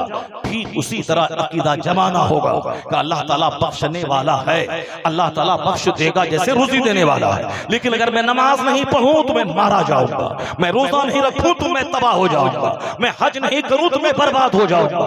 जिस तरह मैं पढ़ूं लिखूं नहीं, दुकान में नहीं जाऊंगा तो भूखा मर जाऊंगा, उसी तरह विश्वास जमाना होगा। मेहनत करने के बाद विश्वास करना है कि अल्लाह रोजी देने वाला है, और नमाज रोजे हज और ज़कात की अदायगी के बाद अब विश्वास रखना है कि अल्लाह के फजल से मुझको जन्नत मिलने वाली है। यह है इस्लामी अकीदा, यह है इस्लामी सच्चाई, यही है शरीयत का कानून। बाकी अल्लाह अहकमुल हाकिमीन है, वो अगर 99 कातिल को बख्श देता है तो हमारा क्या जाता है, वो अगर एक भी सजदा कोई नहीं किया अल्लाह माफ कर देता है तो अल्लाह अहकमुल हाकिमीन है, अल्लाह रब्बुल आलमीन है। अगर कोई घर में बैठा रहा, ना इंटर किया, ना ग्रेजुएशन किया, ना IAS का एग्जाम दिया, ना UPSC में बैठा वो DM बना दिया हिंदुस्तान का प्रधानमंत्री, तो हमारा क्या जाता है। वो हिंदुस्तान का प्रधानमंत्री है, किसी को बगैर डिग्री के DM बना दिया, उसके पास पावर है, इख्तियार है, लेकिन कानून क्या है, किस कानून से गुजरना पड़ता है। कानून वही है कि पढ़ना है, लिखना है, डिग्री हासिल करनी है, कंपटीशन फेस करना है, तब जाके मुलाजमत मिलती है। ठीक उसी तरह इस कानून की रोशनी में मजहबी कानून भी दिमाग में आप रखें। ये बात अगर दिमाग में जगह पकड़ जाएगी तो जिस तरह रोजी के लिए आप सेंसिटिव फिक्रमंद हैं, उसी तरह बख्शिश के लिए भी आप फिक्रमंद हो जाएंगे, उस तरह मस्जिद की आबादी के लिए आप फिक्रमंद हो जाएंगे। बीच में एक बात आ गई, मैंने उसको वजाहत के साथ बयान कर दिया। मुमकिन है कि दिमाग में अगर बैठ जाए तो रोजी की भी तलाश होगी और जन्नत की भी तलाश होगी। रोजी की तलाश के लिए दुकान जाया जाएगा और जन्नत की तलाश के लिए मस्जिद जाया जाएगा। और सिर्फ दुकान जाके मस्जिद को त्याग देना, न दुनिया ही मिलेगी न आखिरत ही मिलेगी। यहाँ चेहरे पे मायूसी, औलाद की नाफरमानी, यहाँ समाज की बगावत, सच्ची खुशी से महरूमी, यानी सारी जिंदगी मारे मारे मायूसी में खत्म हो जाएगी। न यहाँ सुकून मिलेगा न मरने के बाद सुकून मिलेगा। अल्लाह ताला हम सबों को शरीयत के कानून की नज़ाकत को समझने की तौफीक अता फरमाए। अब एक दूसरी बात आप तक पहुंच रही कि मजहबी इस्लाम सच्चा है, मेरा रब सच्चा है, मेरे मुस्तफा सच्चे हैं, मेरी किताब कुरान सच्ची है, न अल्लाह को कोई खतरा है किसी दूसरे खुदा से, कोई दूसरा खुदा है ही नहीं, अल्लाह वहदहु ला शरीक है। अब लोगों की अपनी मनमानी है, कोई दरख्त को खुदा मान ले, कोई बंदर को खुदा मान ले, कोई चुचंदर को खुदा मान ले, कोई पत्थर को खुदा मान ले, कोई नदी नाले को खुदा मान ले। तो अब क्या करेंगे आप? कोई सांप कुत्ता को खुदा मान ले, कोई सांप को खुदा मान ले, कोई चुचंदर को खुदा मान ले, तुम्हारा मन है जिसको चाहो मान लो। लेकिन फैक्ट क्या है, सच्चाई क्या है? सच्चाई यही कि खुदाए वाहिद अल्लाह रब्बुल इज्जत की जात है, वही अकेला है, वही अकेला कायनात का मालिक है, वही खालिक है, वही राज़िक है, कोई दूसरा खुदा नहीं है जिसको मैं देख नहीं सकता, मगर है वो हर जगह, मगर वो है, वही हर चीज का खालिक है। वो अल्लाह रब्बुल इज्जत सारी कायनात को कंट्रोल किया हुआ है, इंसान का, जिन्नात का, सबका खालिक वही है। तो अल्लाह ने हमको पैदा किया है इबादत के लिए, अल्लाह रब्बुल इज्जत ने हमको पैदा किया इबादत के लिए। बाकी दुनिया का क्या, कौन हाकिम आएगा, कौन सल्तनत करेगा, वो अल्लाह का काम है। मेरा काम है इबादत करना, हम इबादत करते रहे, इबादत पे तबसरा करें। नमाज छूट गई उसका क्या होगा, ज़कात में ताखीर हुई उसका क्या होगा, जन्नत कैसे मिलेगी उसका क्या ज़ाब्ता, इस पर हमेशा तबसरा करें कि नमाज जो हम पर फर्ज हुई थी 15 साल में, मैं शुरू कर रहा हूँ 35 साल में, ये 20 साल की नमाज का क्या होगा। नमाज फर्ज हुई थी 15 साल में, अभी उम्र हो गई 50 साल, ये 35 साल की नमाज का क्या होगा, ये उलमा से पूछा करें, ये इस पर तबसरा किया करें। मस्जिद में बैठकर मैं सूरह फातिहा ठीक से नहीं पढ़ता हूँ, इस पर तबसरा किया करें। सुभान रब्बियल आला मैं नहीं कह पाता हूँ, मैं सजदे में मेरी 10 उंगली का पेट जमीन से नहीं लगता है, मैं कायदे से नमाज नहीं पढ़ पाता हूँ, इसका क्या होगा, इस पर तबसरा करें। वो छोड़ गए, ये पंडित जी आएगा, अखिलेश जी आएगा, इस पर तबसरा छोड़ गए। हिंदुस्तान का क्या होगा, इस पर तबसरा छोड़ गए। अपना तबसरा करें कि कल अगर मैं मर गया तो मेरा क्या होगा, मैं कैसे पाखाना रूम में मरूंगा, कि मैं एड़ी रगड़ रगड़ के हॉस्पिटल में मरूंगा, कि कलमा पढ़ के अच्छी हालत में मरूंगा, कि कब्र में क्या होगा, हाल मेरा होगा, महशर में क्या होगा, पुलसिरात पे क्या होगा, इस पर तबसरा करें। हमारी ड्यूटी है अल्लाह की इबादत, बाकी हाकिम कौन बनेगा? कुलिल्लाहुम्मा मालिकल मुल्क तूतिल मुल्क मन तशा व तंज़िउल मुल्क मिम्मन तशा व तुइस्सु मन तशा व तुज़िल्लु मन तशा। ये कुरान कहता है, अल्लाह फरमाता है सारे बादशाहों का बादशाह है वो खुदा, जिसे चाहता है हुकूमत देता है और जिससे चाहता है छीन लेता है। तो हुकूमत देना अल्लाह का काम है, हुकूमत छीनना अल्लाह का काम है, हाकिम बनाना अल्लाह का काम है। वो अल्लाह पे छोड़ गए कि हाकिम कौन बनेगा। अपना काम इबादत करना है और अल्लाह का कानून यही है कि अल्लाह बादशाहत दे के आजमाता है और जब जुल्म अत्याचार बढ़ता जाता है फिर हुकूमत छीन के उसे भिखारी बना देता है और अल्लाह दूसरे भिखारी जो अदल करे उसे वहां से उठाकर उसे तख्त पे बैठा के उसे दुनिया का हाकिम बना देता है। तो कौन बादशाह बनेगा? कितनी बादशाह छीनी जाएगी। ये खुदा का काम खुदा पर छोड़ दें, इबादत करना मेरा काम आप करें। जिस दिन आपने इबादत किया और आपने हाथ उठा के दुआ की इलाही इस जालिम को तबाह कर दे, फिर आपकी दुआ होगी बाबे इजाजत से टकराएगी। जो आपकी ख्वाहिश होगी अल्लाह आपकी ख्वाहिश को पूरी फरमा देगा। खुद ही तो कर बुलंद इतना कि हर तकदीर से खुदा बंदे से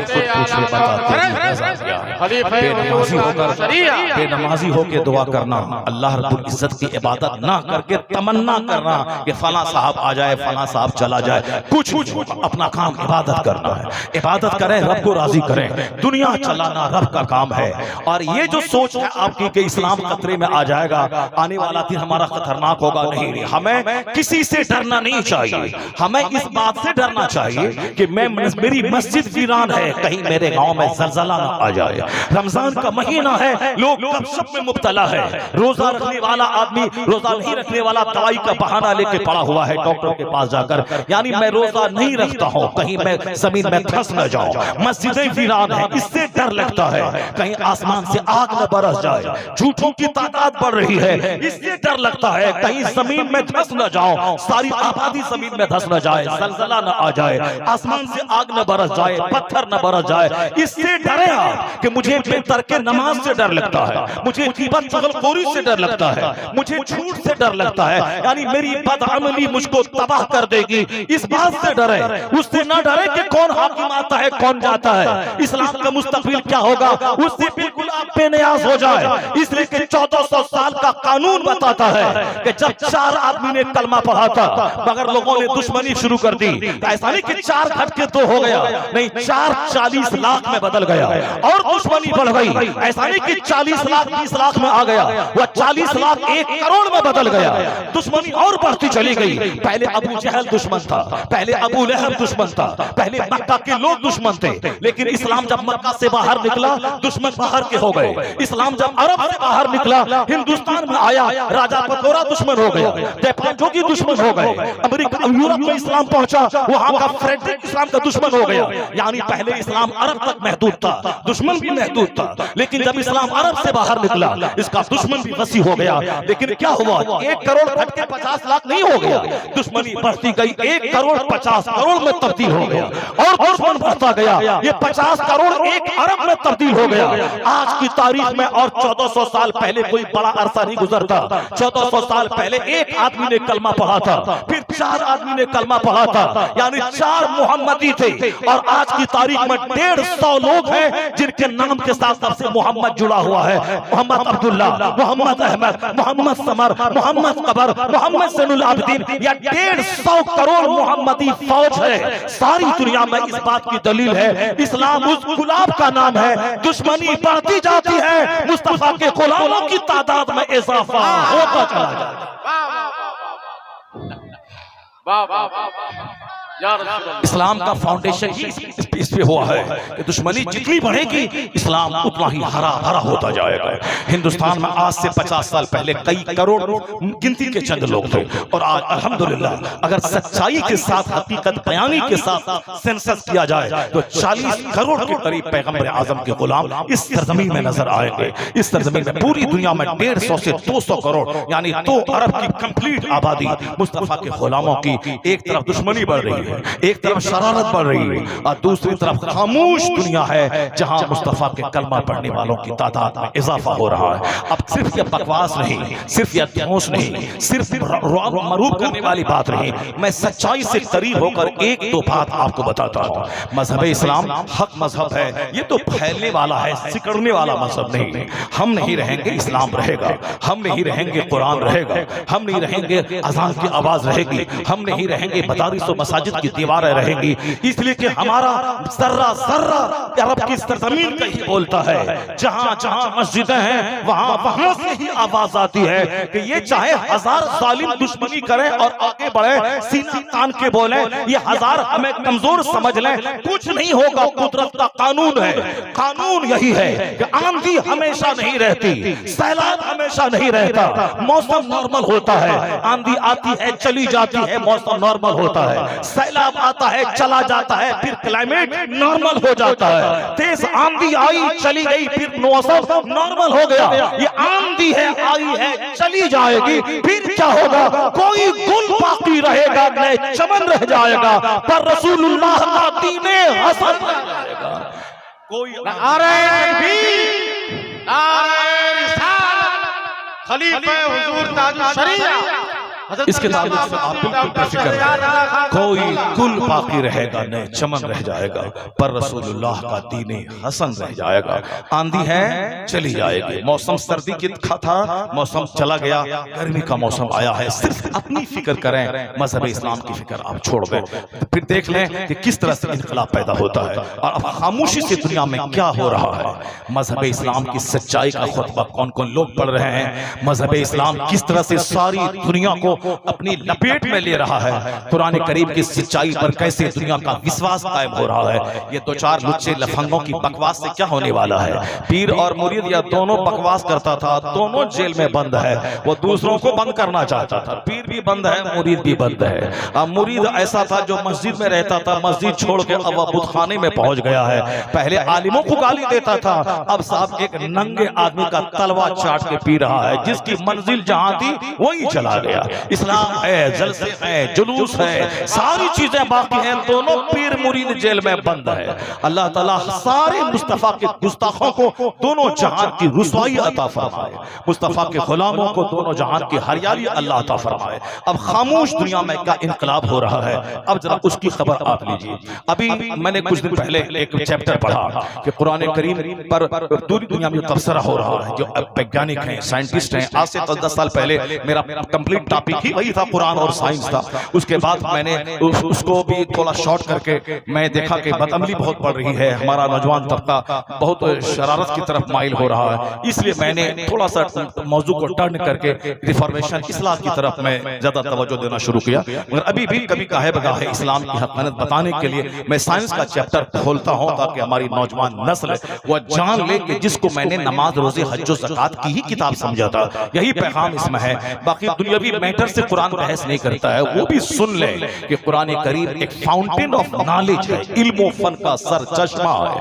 कोई भी बात दुनिया में जहां भी आ जाए, चाहे फिजिक्स हो, चाहे केमिस्ट्री हो, चाहे बायोलॉजी हो, चाहे बॉटनी हो, चाहे ज़ूलॉजी हो, चाहे एस्ट्रोलॉजी हो, चाहे एस्ट्रोनॉमी हो, चाहे जो भी उनून हो, जो भी फैकल्टीज, जो भी ह्यूमैनिटीज हो, सबका रिश्ता कुरान करीम से जुड़ा हुआ है। क्योंकि कुरान ही सबसे पहले, इस कुरान में 800 से ज्यादा जगहों पर नॉलेज की बात, विजडम की बात, रीडिंग की बात, राइटिंग की बात, कंसिडरेशन की बात, थिंकिंग की बात, मेडिटेशन की बात, इन्वेस्टिगेशन की बात, यानी तवस्सुल क्या है, तअक्कुल क्या है, तफक्कुर क्या है, तदब्बुर क्या है, गौर व फिक्र क्या है, दरियाफ्त क्या है, डिस्कवरी क्या है, खोज क्या है, आविष्कार क्या है, ये सारा मवाद कुरान ने दुनिया को अता किया है। तो साफ लफ्जों में अगर मैं कहूं तो बुरा ना होगा कि आज दुनिया में जितने भी कॉलेजेस हैं, जितनी भी यूनिवर्सिटीज हैं, जितनी भी दरसगाहें हैं, सारी दरसगाहों का जन्मदाता इस्लाम है और मार्गदर्शक कुरान है, जिसको दिखलाया है। अगर यकीन नहीं आए तो साइंस का चैप्टर खोले। साइंस कहते किसे है? Knowledge obtained by observation and experiment. वो इल्म जो तजर्बात और मुशाहिदात से हासिल हो उसी को साइंस कहते हैं। यानी गौर व फिक्र करना, कायनात पे गौर करना, फिर वहां से एक नई दरियाफ्त करना, नई चीज खोज के निकालना, यही काम साइंस का है। ये खोजना, ये गौर करना, ये दिमाग चलाना। दिमाग ना जलता तो मोबाइल कहां से आता? दिमाग न जलता तो हवाई जहाज कहां से आता? दिमाग न जलता तो माइक्रोफोन कहां से आता? मैं कहां से बोलता? ये माइक्रोफोन भी दिमाग जलने के बाद वजूद में आया है। ये हाथ में मोबाइल, ये भी बहुत दिनों तक दिमाग खर्च हुआ है, तब जाके मोबाइल जैसा फॉर्मूला मेरे सामने आया है। आज मोबाइल है, कुछ न रहे तो समझ लें कि सारी दुनिया उनके पास मौजूद है। बिजनेस इसके जरिए हो रहा है, जलसा जुलूस इसके जरिए हो रहा है, किताबों का मुताला इसके जरिए हो रहा है, बड़ी बड़ी चीजों की दरियाफ्त इसके जरिए हो रही है। यानी इतनी कीमती चीज है मोबाइल कि जब भी मोबाइल आदमी खोले तो पहले बिस्मिल्लाहिर्रहमानिर्रहीम पढ़े, और जब भी मोबाइल को रखे तो फी अमानिल्लाह बोले। अगर मोबाइल मुझसे गुम हो जाए तो अभी से लेकर 31 मार्च तक का सारा जलसा गुम हो जाएगा, क्योंकि सब नंबर उसमें मौजूद है। किसने खर्च के लिए क्या भेजा है सब कुछ उसमें मौजूद है। अब मुझको कहां जाना है सब कुछ उसमें मौजूद है। ये मोबाइल गुम, समझ लें कि आप हाथ पांव सब कट गए। कितनी प्यारी, कितनी अच्छी चीज है। 50 जगहों पे दुकान है, एक आदमी अपने घर में बैठा है, 50 दुकान की सारी तस्वीरें उनकी निगाहों के सामने है। कहां कौन कस्टमर आ रहा है, कहां कौन सा सामान बेचा जा रहा है और कहां क्या हो रहा है, वो सारी चीजें घर बैठे वो कंट्रोल करता है। कितनी अच्छी चीज है ये मोबाइल। लेकिन पूरा हो उन कमबख्तों का जिसने इस कीमती चीज का गलत इस्तेमाल किया, यानी निगाहों को गुनाहों में लगा दिया, अपने दिल को गुनाहों में लगा दिया, अपने जिस्म को गुनाहों में लगा दिया। यानी जिसके जरिए करोड़ों का बिजनेस हो सकता है, जिसके जरिए 5000 किताबें डाउनलोड करके सफर में हजर में मुताला किया जा सकता है, जिसके जरिए कम पढ़ा लिखा आदमी एक बड़ा जबरदस्त आलिम और खतीब बन सकता है, उस मोबाइल को ज़िना का जरिया बना दिया। उस मोबाइल को लोगों ने शरारत का जरिया बना लिया, रात रात भर अपनी सेहत के बर्बाद करने का जरिया बना लिया। वो खुश नसीब है जो इस मोबाइल के जरिए जन्नत जाने की राह ढूंढ रहा है, वह बदनसीब है जो मोबाइल के जरिए जहन्नम की राह ढूंढ रहा है। वह बदनसीब है। इस्तेमाल तो अपना करना है, इस्तेमाल अपने करने पर है। ये मोबाइल है, दिमाग चला है तब ये वजूद में आया है, दिमाग चला है तब ये यूट्यूब और व्हाट्सएप आदमी लॉन्च किया है। दिमाग को चलाने का पैगाम किसने दिया है? 1000 साल पहले ना कॉलेज था, ना यूनिवर्सिटी थी, ना कॉलेज था। किसने कहा कि रिसर्च किया जाए? किसने कहा कि तुम खाने पीने के लिए नहीं पैदा हुए हो?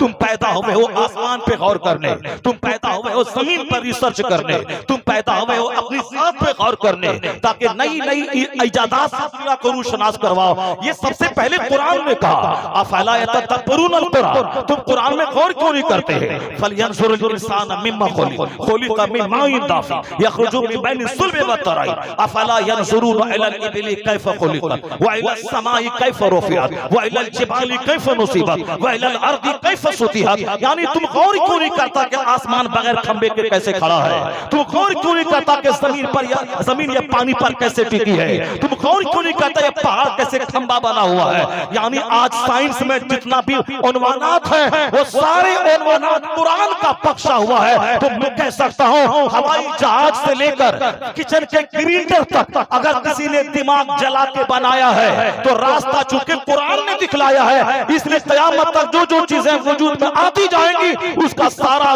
सेहरा इस्लाम के सर और कुरान के सर जा रहेगा। क्योंकि ये वो मजहबी बहुत है जिसने रिसर्च का रास्ता दिखाया, जिसने तहकीक का रास्ता दिखलाया। अब उसी में से सिर्फ एक दो बातें मैं कहना चाहता हूँ, क्योंकि यह दौर है इल्म का दौर है, यह नॉलेज और विजडम का दौर है। बकवास करने वाला चाहे प्रधानमंत्री क्यों ना बन जाए, मगर पढ़ा लिखा आदमी उसको कभी तस्लीम नहीं करता है। वो 1000 बोले कि 70 साल में किसने क्या किया, सारा हिंदुस्तान जानता है कि 70 साल में किसने क्या किया। हिंदुस्तान 70 साल पहले कहां था, आज कहां है, ये सबको मालूम। मगर झूठ बोलना, बकवास करना, ये तो कोई भी बोल सकता है। बोलने वाला कोई बोल, सच्चाई अपनी जगह सच्चाई होती है। हम बोले कि तुमने कुछ नहीं किया है, कोई मदरसा चलाए, 10 बच्चों को हर साल फारिग करे, 10 टीचर की तनख्वाह दे, अब 50 कमरे का मदरसा बनाए, और हम बोले कि तुमने क्या किया है 25 साल में? कुछ नहीं किया है, तुमने कुछ नहीं किया है। इस झूठ का कोई जवाब है क्या? झूठ का जो जवाब देगा वो भी पागल हो जाएगा। झूठों का जवाब नहीं दिया जाता है, खुद वो रुस्वा और जलील हो जाता है। तो झूठों की कहानी है, मगर सच्चाई क्या है गौर से सुनिए। थाईलैंड यूनिवर्सिटी का एक प्रोफेसर जिसने सारी जिंदगी रिसर्च करके एक नई चीज दुनिया में लॉन्च किया, एक नई चीज दुनिया वालों को बताया। क्योंकि वो तो हम लोगों ऐसा छोटा आदमी है कि एक आदमी ने मोबाइल की दुकान की, अब 1 दर्जन दुकान वहां मोबाइल की हो गई। एक आदमी ने किराने की दुकान की, अब 1 दर्जन किराने की दुकान हो गई। एक आदमी ने साहब एक स्कूल खोल दिया, अब 1 दर्जन लोगों ने स्कूल खोल दिया। यानी उसने स्कूल खोला है, मैं यूनिवर्सिटी खोल दूं, मैं दारुल उलूम खोल दूं, मैं जामिया खोल दूं, मैं साहब फला दूसरा ब्रांच में ले आऊं। इस तरह के लोग बहुत कम होते हैं। अक्सर लोग नकल किया, बस एक कतार से एक ही चीज को खोल दिया। मगर वैज्ञानिकों की दुनिया अलग होती है। साइंसदान रिसर्च करते हैं कि किसी ने ये बता दिया है कि आसमान बगैर खंबे के जो खड़ा है, आसमान जमीन के बनने से पहले फजाओं में सिर्फ धुआं ही धुआं था। एक आदमी ने दुनिया को बताया। अब दूसरा बोलता है कि ये पहाड़, ये काम, इस काम को फला ने किया है, अब मैं इस पे काम करूंगा कि पहाड़ की रियलिटी क्या है, ये पहाड़ की सच्चाई क्या है। अब वो उस पर 10-20 साल दिमाग जलाता है, वो दुनिया वालों को बोलता है। उसने आसमान के ताल्लुक से कहा कि आसमान जमीन दोनों मिला हुआ था, एक धमाका हुआ, एक्सप्लोजन, या दोनों अलग अलग हो गए। अब मैं ये बताऊंगा कि पहाड़ क्या चीज है। ये पहाड़, अब वो कहता है कि जमीन के नीचे में पहाड़ की जड़ें हैं और समंदर में एक भूचाल पैदा हुआ, वहां का मवाद बाहर आया जो पहाड़ की शक्ल इख्तियार किया, वह खंबा बन गया जो जमीन को हिलने से बचा रहा है। वो कहता है द माउंटेन्स आर पिलर्स, ये पहाड़ पिलर है जो जमीन को हिलने से रोकता है। अब तीसरा साइंसदान सामने आ गया, उसने पहाड़ पर काम किया है, उसने आसमान पे काम किया है, उसने जमीन पे काम किया है। मैं अब इस पर काम करूंगा कि सूरज ठहरा हुआ है या जमीन घूमती है, सूरज घूमता है। अब उन्होंने उस पर दिमाग जलाया, 10-20 साल दिमाग जलाया। तब दुनिया वालों से कहता है कि नहीं, सूरज 24,000 मील फी घंटा की रफ्तार से एक अनजान डेस्टिनेशन की तरफ गर्दिश है, दौड़ रहा है। जमीन ठहरी है, सूरज दौड़ रहा है। जबकि बहुत सारे साइंसदानों ने तस्लीम नहीं किया। अक्सर लोग यही कहते हैं कि जमीन रुकी हुई है और सूरज ठहरा हुआ है, जमीन उसके इर्द गिर्द चक्कर लगाती है। मगर यह फॉर्मूला गलत है, क्योंकि बहुत सारे वैज्ञानिकों ने इसको झूठ साबित कर दिया है। मैं सिर्फ ये कहना चाहता हूं कि साइंसदान एक तहकीक पर मुतमईन नहीं होते, वो अलग अलग तहकीक करते हैं। थाईलैंड यूनिवर्सिटी का प्रोफेसर मेगाटेट तेजासन, उन्होंने देखा कि बहुत सारे अनुमानात में बहुत सारे लोगों ने काम किया है, इस जमीन पे किसी ने काम नहीं किया है। मैं काम करूंगा। लीवर पे काम हुआ है, किडनी पे काम हुआ है, ब्रेन पे काम हुआ है, रगों पे काम हुआ है, हार्ट पे काम हुआ है और दूसरे ऑर्गन्स पे काम हुआ है। लेकिन एक टॉपिक पे आज तक अब तक काम नहीं हुआ है कि आदमी को दर्द की फीलिंग, दर्द का एहसास चमड़े में होता है या हड्डी में होता है या गोश्त में होता है। मेगाटेट तेजासी ने रिसर्च किया, रिसर्च करते करते मोटी किताब लिख डाली। उन्होंने तहकीक की वादी में गोता लगाकर उन्होंने मवाद फराहम की, मवाद जमा किया और दलाइल की रोशनी में दुनिया वालों को बताया कि हकीकत में दर्द का एहसास चमड़े में होता है, हड्डी और गोश्त में नहीं होता है। क्योंकि एक नई बात थी दुनिया में, सारे वैज्ञानिकों ने उसको गौर से देखा, जांचा और परखा। लोगों ने कहा हाँ ये बात सच्ची है। उन्होंने तजर्बा किया था, सारे मवाद को जमा किया था। गाहे बगाहे अरब दुनिया में, कभी रियाद में, कभी मिस्र की राजधानी काहिरा में इस्लामिक कॉन्फ्रेंस होती है। उसमें इस्लाम और साइंस पर कंपैरिजन होता है, मवाजना होता है। जदीद तहकीकात की रोशनी में इस्लाम की सच्चाई का पता लगाया जाता है। एक कॉन्फ्रेंस थी इस्लाम और साइंस के उन्वान से, दुनिया भर के मुहक्किकीन को दावत दी गई, सारे रिसर्चर जमा हो और अपनी अपनी तहकीक को लेके आए। उसी में मेगाटेट तेजासन जी को भी मदऊ किया गया, ये भी वहां गए। उन्होंने देखा कि दूसरे सारे स्कॉलर अपना अपना मवाद पेश कर रहे हैं। उन्होंने अपना आर्टिकल पेश किया कि हमने एक नई चीज से दुनिया को बाखबर कराया है। वो यही है कि आदमी के बदन में जो दर्द होता है, कोई चीज चुभने के बाद वो उस दर्द की हद चमड़े तक रहती है। गोश्त और हड्डी में सुई के चुभाने के बाद दर्द की फीलिंग उतनी नहीं हुई जो चमड़े में होती है। ये चमड़ा लिबास है आदमी का, ये चमड़ा लेदर पूरे जिस्म के अंदर की सारी चीजों को एक सत्र का काम करता है। और इसको अगर डैमेज किया जाए तो फिर दर्द का सारा एहसास उसी में होता है। वो एक नई चीज थी, सबने कबूल किया। उसी कॉन्फ्रेंस में, सेमिनार में एक मुस्लिम दानिश्वर था। उन्होंने कहा मेगाटेट जी की तहकीक को मैं सलाम करता हूं, मैं उनकी मेहनतों को दाद देता हूं। जो भी मेहनत करेगा, दुनिया में इल्म में इजाफा करेगा, नई नई चीज से दुनिया को रोशनास कराएगा, अकलमंद तो उसको दाद देगा ही। मेहनती की सताइश तो होगी ही, मैं तारीफ करता हूं, मैं उसको दाद देता हूं। लेकिन मैं दुनिया की तवज्जो इस तरफ खींचना चाहता हूं कि जो चीज सबसे पहले इस दुनिया में मेगाटेट तेजासन ने दुनिया में सबसे पहली चीज अता की, यानी तहकीक अता की। मैं कुरान करीम की एक आयत पढ़ता हूं जो 1400 साल पहले, यानी आज से 1500 साल पहले ये कुरान नाजिल हुआ है। कुरान अल्लाह की किताब है, अल्लाह का कलाम है।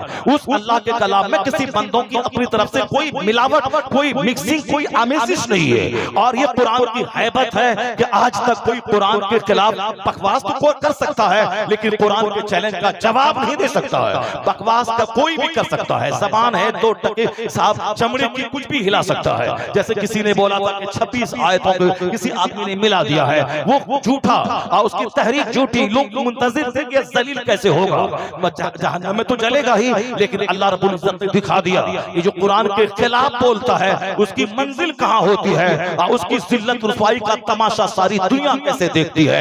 ये चला था कुरान के खिलाफ बोलने के लिए। 1400 साल में किसी की हिम्मत न हुई कि इन्ना आतेना कल कौसर का जवाब ले आए, वल अस्र का जवाब ले आए। जिस तरह अल्लाह का कोई जवाब नहीं तो अल्लाह के कलाम का भी कोई जवाब नहीं। कुरान अल्लाह का कलाम है, अल्लाह का कलाम नाजिल हुआ है दुनिया में 1500 साल पहले। उसमें नमाज, रोजे, हज और ज़कात की बातें हैं, मकसद हयात की बातें हैं, दुनिया भर की सारी बातें हैं। मेगाटेट जी ने जिस मैटर पे आज रिसर्च किया है उसके ताल्लुक से मैं एक आयत पढ़ता हूँ, मेगाटेट जी भी सुने और सारे साइंटिस्ट को मैं दावत देता हूँ वो भी अल्लाह के कलाम के तेवर को मुलाहजा करें कि इस किताब में, चूंकि ये बात पहली बार मेगाटेट जी ने दुनिया को बताया कि दर्द का एहसास चमड़े में हो रहा है, इससे पहले किसी को खबर नहीं थी।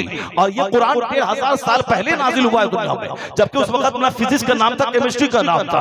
अब मैं एक आयत पढ़ता हूँ, उस इस्लामिक दानिश्वर ने पढ़ा। एक जगह कुरान में आया है, वल्लज़ीना कफरू बिआयातिना सौफा नुस्लीहिम नारा कुल्लमा नदिजत जुलूदुहुम बदलनाहुम जुलूदन गैरहा लियज़ूकुल अज़ाब। अल्लाह कहता है जिन लोगों ने हमारी आयतों को मानने से इनकार किया हम उन्हें जहन्नम की आग में जलाएंगे, और जब उनकी खाल गल जाएगी, कहाँ? जहन्नम की आग में। अल्लाह क्या कहता है? जो मेरी आयतों को मानने से इनकार किया, ये कुरान मेरा कलाम है, और जो इनकार किया कि अल्लाह का कलाम नहीं है वो काफिर, उसको तो जलाएंगे। अल्लाह की जमीन पर, अल्लाह की दुनिया में रह के, अल्लाह की दी हुई हवा में सांस लेके जो अल्लाह की बात का इनकार करे उसकी सजा तो जहन्नम है ही। एक जोकर बोल रहा था उत्तर प्रदेश के किसी शहर में, ये देखो कुरान में आया है कि काफिर जो जिब्रील को नहीं मानता काफिर है, उसको जहन्नम की आग में जलाएंगे। ये कुरान जहन्नम की आग में जलाने की बात कर रहा है। उस बेहुदे से कहिए कि ज़िनाकार की सजा इंडिया में क्या है, एक जानी की सजा क्या है? जानी की सजा है 4 साल 5 साल जेल में डालना, और उसमें मॉडिफिकेशन करके अब बलात्कारी को मौत की सजा दी जा रही है। तो अब किसी ने बलात्कार किया, उसको मौत की सजा हो गई, तो अब वो बोलेगा ये हिंदुस्तान का कानून है जो बलात्कारी को मौत की सजा सुनाता है। ये कितना अत्याचार, कितना बड़ा जुल्म है। या डकैत की सजा क्या है? चोर की सजा क्या है?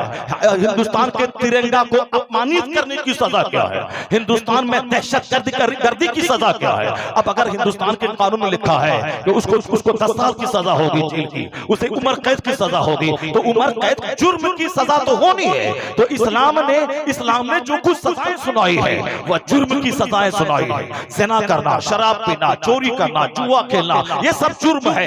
मगर जुर्म अजीम क्या है? अपने रब का इनकार कर जाना, अल्लाह रब्बुल इज्जत को नहीं मानना, अल्लाह रब्बुल इज्जत को तस्लीम नहीं करना, ये जुर्म आज़म है, ये सबसे बड़ा कुफ्र है। तो अल्लाह ने कहा कि जो मेरी बात नहीं मानेगा तो उसको तो हम जहन्नम की आग में जलाएंगे। जो जिब्राइल मिकाईल को नहीं मानेगा उसको, वो मेरा दुश्मन है, उसको जहन्नम में जलाएंगे। तो फिर इसमें कुरान ललाने जलाने की किताब कहाँ है? कहाँ? कुरान तो दफात देने वाली किताब है, कुरान तो ज़ाब्ते देने वाली किताब है। ज़ानी की सजा ये है, शराबी की सजा ये है, जुआबाज की सजा ये है, झूठों की सजा ये है, और फिर जो अल्लाह का इनकार करे उसकी सजा ये है। यही बात तो है।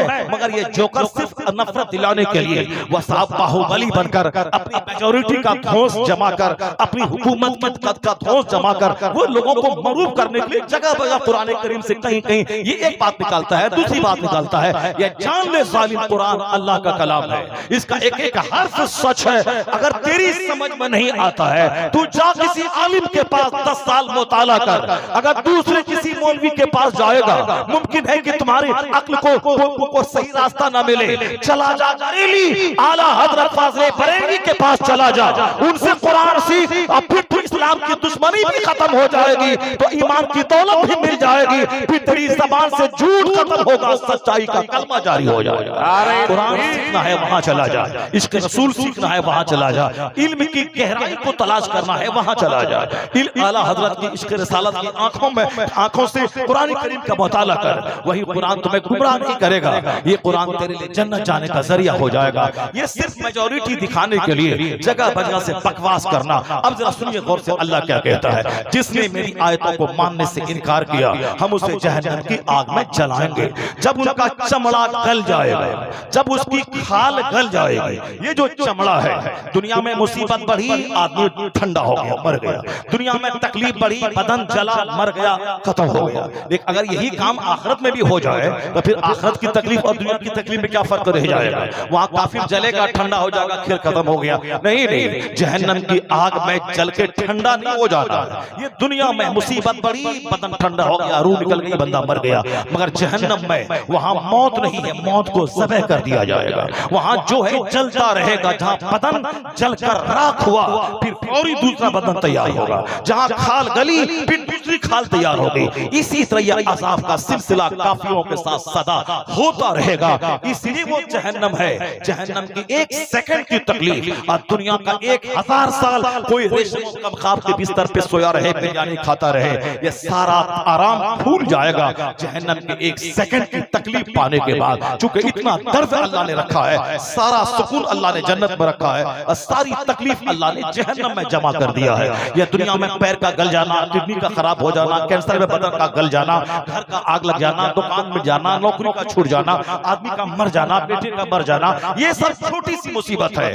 असल बड़ी मुसीबत जहन्नम की मुसीबत है। अब वहां का एक सेकंड की तकलीफ दुनिया भर की करोड़ों तकलीफ से बदतर तकलीफ है वहां की तकलीफ। इसलिए शेख कादरी ने कहा था, निगाहों में जन्नत बसा ले, दुनिया का कोई आराम तुझे काफिर नहीं बनाएगा। दुनिया में किसी छोकरी का चेहरा तुझे काफिर नहीं बना पाएगा। दुनिया में नौकरी का शौक तुम्हें काफिर नहीं बना पाएगा। जब जन्नत बस जाएगी तो दुनिया की सारी राहतों से बढ़कर वो राहत है, उसी के शौक में रहेगा। दुनिया की कोई आराम की तलब तुझको काफिर नहीं बना पाएगी। और जहन्नम की तकलीफ को बसा ले, अगर वो तकलीफ दिमाग में रही तो दुनिया का कोई दर्द तेरे ईमान को लूट नहीं पाएगा। दुनिया की कोई तकलीफ तुझको राह रात से हटा नहीं पाएगी।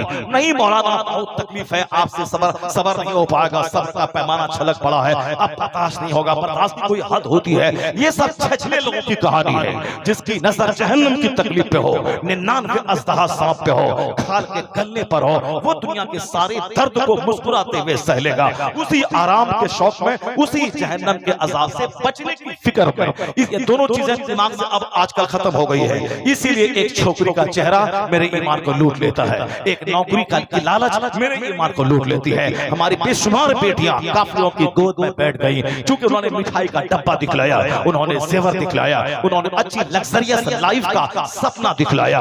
होना ये चाहिए था, अगर ईमान उसमें स्ट्रांग होता, या उस लालच देने वाले छोकरों के चेहरे पे थूक देती और कहती मैं जिंदगी भर कुंवारी रह जाऊंगी मगर ईमान का सौदा नहीं करोगी। होना ये चाहिए था। लेकिन ये बात कब होगी? जब उसके बाजू में ईमान को स्ट्रांग कर दिया गया होगा, उसकी बुट्टी में इस्लाम पिला दिया गया होगा। यहाँ तो फिजिक्स केमिस्ट्री सारी बातें हैं, इस्लाम की बात ही नहीं। यहाँ घर में सारी बातें हैं, पर इस्लाम की बात नहीं है, कुरान की बात नहीं है। घर में पॉलिटिक्स है, घर में राजनीति है, घर में टूर्नामेंट है, घर में इंटरनेशनल गेम है, घर में क्रिकेट है, घर में नेतागिरी है, सब है, मगर 5 मिनट घर में इस्लाम नहीं है। ना इस्लाम की बात है बच्चों के दरमियान कि बच्चों को मैं इस्लाम सिखाऊं, कुरान में क्या है ये बताऊं। अब वो बच्ची को किसी खूबसूरत चेहरा लूट ले, इसमें कसूर माँ बाप का है। अगर वो बच्ची निकाब को उल्ट कर अगर वो जींस टी शर्ट पहन ले, ये कसूर माँ बाप का है। एक मुस्कान का, एक हिजाब का मसला है, सारा हिंदुस्तान उछल कूद कर रहा है, लोग दर्द से परेशान हैं।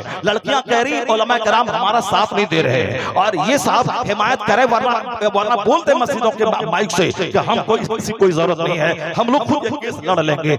उलमा कराम तो आज 1400 साल से इसी पॉइंट पे जोर दे ही रहे हैं कि औरत औरत है, औरत बन के रहे, मर्द मर्द है, मर्द बन के रहे। दोनों की ड्यूटीज अलग है, दोनों के राइट्स अलग है, दोनों बराबर है। कब? अगर दोनों बराबरी की बात जो लोग करते हैं तो मर्द 1 साल बच्चा पैदा करें, औरतें दूसरे साल बच्चा पैदा करें, मर्द 1 महीना घर में किचन में काम करें, औरतें 1 महीना बाहर काम करें। ऐसा नहीं होता है। औरतें दरबान बन के फैक्ट्री के दरवाजे पे खड़ी नहीं हो सकती है, औरतों को सुरक्षा चाहिए। औरतें 1 कुंटल बोरा उठा के पीठ पर रखकर वो नहीं चढ़ सकती है सीढ़ी पे, क्योंकि वह सिर्फ नाजुक है, उनकी जिम्मेदारी अलग है। हर महीने 10 दिन तक उनके बदन में दर्द रहता है, 5 दिन से लेकर 10 दिन तक। उस दिन में स्कूल में नहीं पढ़ा सकती है वो, उस दिन में पार्लियामेंट के सेशन में नहीं जा सकती है वो, ये उनकी कमजोरी है। औरतों को पर्दा चाहिए, क्योंकि उनके बदन में कुछ ऐसे अट्रैक्शन है जिससे जो मर्द के लिए राहत की चीज है। मर्द औरत दोनों में अट्रैक्शन एक दूसरे के लिए रखा गया, दोनों की जिम्मेदारी अलग दे दी गई। वरना एक बेटी हमारी खूबसूरत है और समाज के 10 लड़के उसको नोचना चाहते हैं, या खूबसूरत लड़की है मुझे चाहिए, दूसरा कहता मुझे चाहिए,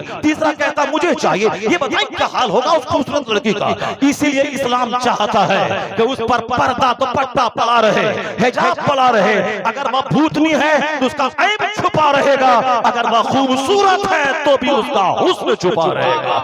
आज दुनिया में जलील हो गए लोग, औरतों को जलील कर दिया लोगों ने। दुकान में बिठाया, औरतों को रुसवा किया, फिल्म में नचवाया, क्रिकेट का ऐड दिलवाया, मार्केट में लाया, ऑफिस में बिठाया, जवान लड़की को जींस टी शर्ट पहन के मर्दों के साथ कॉलेज में बैठाया, और फिर वहां अगर कॉलेज रेप का अड्डा हो जाए या मगरमच्छ के आंसू बहाता है या इज्जत उड़ गई, आबरू लूट गया, मर्द अपनी निगाहों को नीची रखें, ये लिबास न पहने। 1400 साल पहले औरतों को लोगों ने निर्वस्त्र कर दिया था, औरतों को माँ बाप की जायदाद में हिस्सा नहीं दिलाया था, औरतों को निचोड़ के उसे भीख मांगने पर मजबूर किया था। मगर रहमते तो आलम ने कहा था ये औरतें अपमान करने की चीज नहीं है, ये औरतें अगर बेटी हो तो सम्मान की चीज है, माँ हो तो एहतराम की चीज है, बहन हो तो प्यार की चीज है। औरतों को लोग दफन करते थे, रहमते तो आलम ने कहा दफन करने की चीज नहीं, तो बचाने की चीज है। जो 4 बेटी पाले वह मेरे साथ जन्नत रहेगा, जो 2 बेटी पाले मेरे साथ जन्नत रहेगा। लड़कियां मारी जाती थी, बचाया मुस्तफा ने।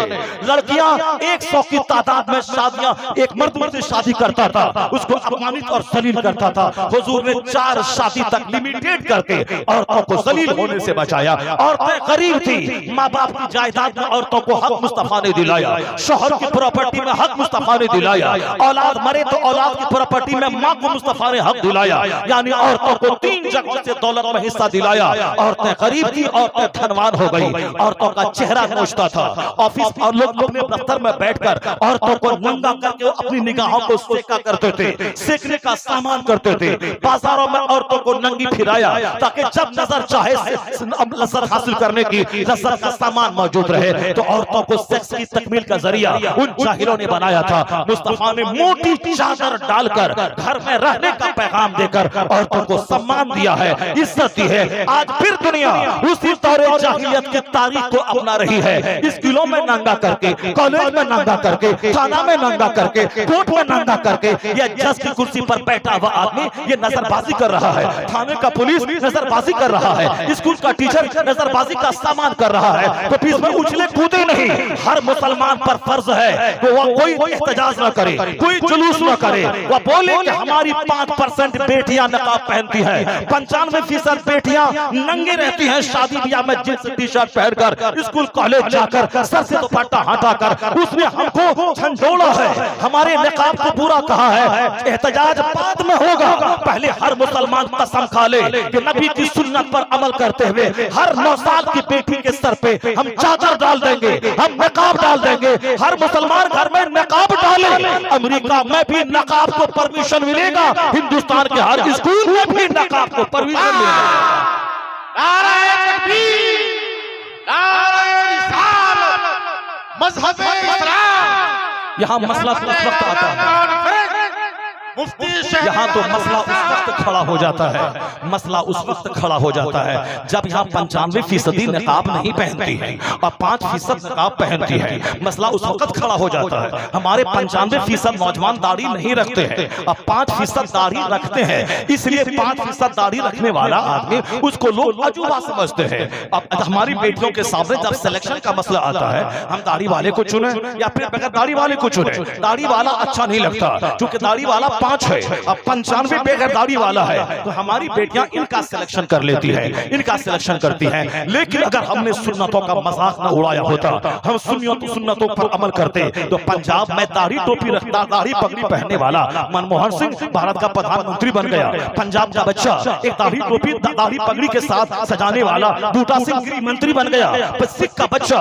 यानी जेल सिंह दाढ़ी टोपी के साथ भारत का प्रेसिडेंट बन गया। जब एक सिख का बच्चा आर्मी चीफ बन सकता है दाढ़ी पगड़ी के साथ, प्रधानमंत्री बन सकता है दाढ़ी पगड़ी के साथ, श्री मंत्री बन सकता है दाढ़ी पगड़ी के साथ, डिस्ट्रिक्ट का डीएम बन सकता है दाढ़ी पगड़ी के साथ। मेरा बच्चा वो देख ले, एक पंजाब की खूबसूरत बेटियां वो दाढ़ी और पगड़ी वाले शौहर का सिलेक्शन करती हैं, क्योंकि वो जानती हैं ये हमारे मजहब में कंपलसरी है। और सारे नौजवान दाढ़ी पगड़ी रखते हैं और दाढ़ी पगड़ी को गवर्नमेंट ने परमिशन दे दिया। उसके साथ स्कूल में भी तुम जाओ, कॉलेज में भी जाओ, प्रधानमंत्री भी बन जाओ और डीएम भी बन जाओ। उन्होंने मनवा लिया पहन करके कि हमारा यह लाजमी हिस्सा है। तो अब उनकी बेटियां भी दाढ़ी वाले का सिलेक्शन करती हैं और गवर्नमेंट भी उसको ऊंचे ओहदे पर फाइज करती है। काश मेरा भी बच्चा जो 5% दाढ़ी रखता है, 95 मुंडाता है, या 95 नबी की सुन्नत समझ के दाढ़ी रखना शुरू कर दे और मेहनतें करे। जब सिख का बच्चा कामयाबी की मंजिलों को तय कर सकता है, मुस्तफा का गुलाम भी दाढ़ी रखकर टोपी पहनकर कामयाबी की राह में सबसे आगे बढ़ सकता है। और जब सारे नौजवान दाढ़ी रखेंगे तो हमारी बेटियां भी उसी दाढ़ी वाले का सिलेक्शन कर सकती है। सुन्नतों पे चल, यहाँ इज्जत मिलेगी, यहाँ हुकूमत मिलेगी, यहाँ सारी नेमतें मिलेंगी, मरने के बाद मुस्तफा की शफाअत मिलेगी, जन्नत मिलेगी। एहतजाज से कुछ नहीं होगा, प्रोटेस्ट से कुछ नहीं होगा। प्रोटेस्ट करते हो, जो प्रोटेस्ट कर रहा है उसकी बेटी भी जीन्स पहन के तमाशा कर रही है, और जो नेता ग्रीक पार्लियामेंट में कर रहा बकवास कर रहा है उसकी बेटियां भी बगैर दुपट्टे के स्कूल जा रही है। वो क्या वकालत करेगा? वो कार्ड जो सुप्रीम दिल्ली कोर्ट के जज ने कहा था, जो वकील दाढ़ी मूंड कर एक दाढ़ी वाले की वकालत कर रहा था, कहा था कि दाढ़ी रखना नहीं रखना ये तो आपके ऑप्शनल है, अगर कंपलसरी होता तो फिर आप भी मुसलमान हैं, आपके चेहरे पे भी दाढ़ी होती। वकील शर्म से पानी पानी हो गया था। वकालत कर रहे शादी ब्याह में हमने हिंदुओं को पीछे छोड़ दिया। हमारी बेटियां जो धमाल मचाती हैं सज धज कर नंगे सर, और हमारे लुच्चे लफंगे बेटे जो उनको चारों तरफ से घूर घूर के देखना, मौका मिले तो दस्त दराजी करना, ये काफिराना अमल छोड़ना पड़ेगा। ये रुसवाई कुछ नहीं है, ये हमें जगाने के लिए है। जिस दिन मैं जाग गया यहाँ सारे काफिरों के दिल में अल्लाह मेरी हैबत डाल देगा और फिर सारी ख्वाहिशात मेरी यहाँ पूरी होगी। मरने के बाद जन्नत का सारा आराम हम पे कुर्बान हो जाएगा। अल्लाह को नाराज करके चाहते हैं इज्जत मिले, नहीं होगा। अपने घर को बदलना होगा, हुजूर की सुन्नतों के मुताबिक जीना होगा। बाकी रहा इस्लाम का सवाल, इस्लाम तो इज्जत वाला मजहब है। अल्लाह उसको कैसे तरक्की देता है? मेगाटेक तेजासन जी से उस इस्लामिक स्कॉलर ने कहा कि कुरान कहता है जिसने कुफ्र किया उसको अल्लाह जहन्नम की आग में जलाएगा, और जब खाल गल जाएगी बदलनाहुम जुलूदन गैरहा, दूसरी खाल पैदा कर देंगे ताकि लियाज़ुकुल अज़ाब, दर्द का मज़ा चखे, अज़ाब का मज़ा चखे। अज़ाब का मज़ा चखाने के लिए चमड़ा बदलने की बात अल्लाह ने की है, खाल बदलने की बात कुरान ने किया है। इसका मतलब है इशारा मिल रहा है कि दर्द का एहसास चमड़े में होता है। मेगाटेक तेजासन जी के पांव तले की जमीन खिसक गई, उनकी आंख खुली की खुली रह गई। उन्होंने कहा कि मेरे से पहले किसी ने इस नजरिए को नहीं पहचाना था कि दर्द का एहसास चमड़े में होता है। अगर यही थ्योरी कुरान में मौजूद है, ये कुरान बंदे का कलाम हो ही नहीं सकता है। बंदों में तो पहला मैं हूँ जिसने ये बात दुनिया को बताया है। कुरान में अगर मौजूद है ये रहमान का कलाम है। और जब सच्चाई सामने आ गई, दुनिया गवाह रहे कि मैं सच्चाई को तस्लीम करता हूँ, कलमा पढ़कर मुस्तफा की गुलामी में दाखिल होता हूँ। का कलमा पढ़ना, 1000 जाहिलों का कलमा पढ़ना एक तरफ, एक पढ़े लिखे प्रोफेसर वैज्ञानिक का कलमा पढ़ना एक तरफ। ये बातें अरब और अजम, अमेरिका और ऑस्ट्रेलिया और अफ्रीका और यूरोप के सारे वैज्ञानिक के नजदीक मौजूद है कि जैसे जैसे लोग सच्चाई के करीब आएंगे, अगर ज़मीन जिंदा है उसे तो कलमा पढ़ना पड़ेगा, उसे तो सरकार दो जहां की गुलामी में दाखिल होना पड़ेगा। अभी 10 दिन पहले पटना बिहार की राजधानी में PMCH से एक अखबार में बयान छपा था, एक MBBS डॉक्टर का बयान छपा था। मैं इसको भी लगातार दरसों में बयान कर रहा हूँ कि हम लोग यही बात 1400 साल से हमारे आबा अजदाद ने कही, कैसे जीना है, कैसे लिबास पहनना है, कैसे खाना है, खाने से पहले दोनों हाथ कैसे धोना है, कैसे चबा चबा के खाना है, खाने में कैसे एक पाँव बिछा के एक पाँव खड़ा करके खाना है, बाथरूम कैसे जाना है, पहले बायां पाँव दाखिल करना है, फिर वहां से दाहिने निकल। लोग कहते हैं इसको और कोई मैटर नहीं मिलता है, ये सिर्फ खाने पीने की बात, जीने की बात। दुनिया कहां से कहां पहुंच गई और ये बोलता है ऐसे खाइए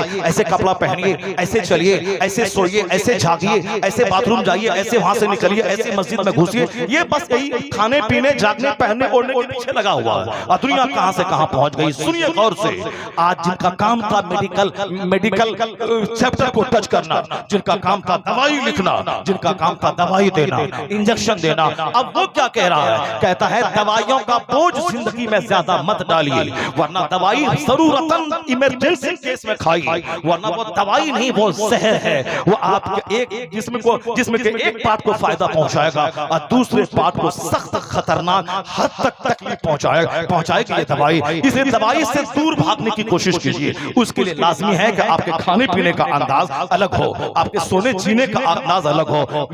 MBBS doctor Patna medical college का उन्होंने अखबार में बाकायदा बयान दिया, इस विंटर सीजन में जाड़े के मौसम में जितने भी केस आ रहे हैं ब्रेन हेमरेज का, यानी खून के जम जाने का, पागलपन का और पैरालिसिस का, वो सारा केस सिर्फ एक बेढंगी जिंदगी की वजह से आ रहा है। उन्होंने कहा कि नहाने का गलत तरीका इस तरह के केस को जन्म दे रहा है। उन्होंने कहा मैं मशवरा देता हूं सारे बिहारियों को और सारे भारतवासियों को कि नहाने के लिए जब आप जाएं तो सबसे पहले पानी सर पे नहीं डालें, पानी सबसे पहले दूसरे पार्ट में डालें। उन्होंने कहा कि जितना भी केस इस मौसम में मेरे पास आया है, पागलपन का, ब्रेन हेमरेज का, पैरालिसिस का, वो अक्सर केस नहाने के गलत तरीके की वजह से।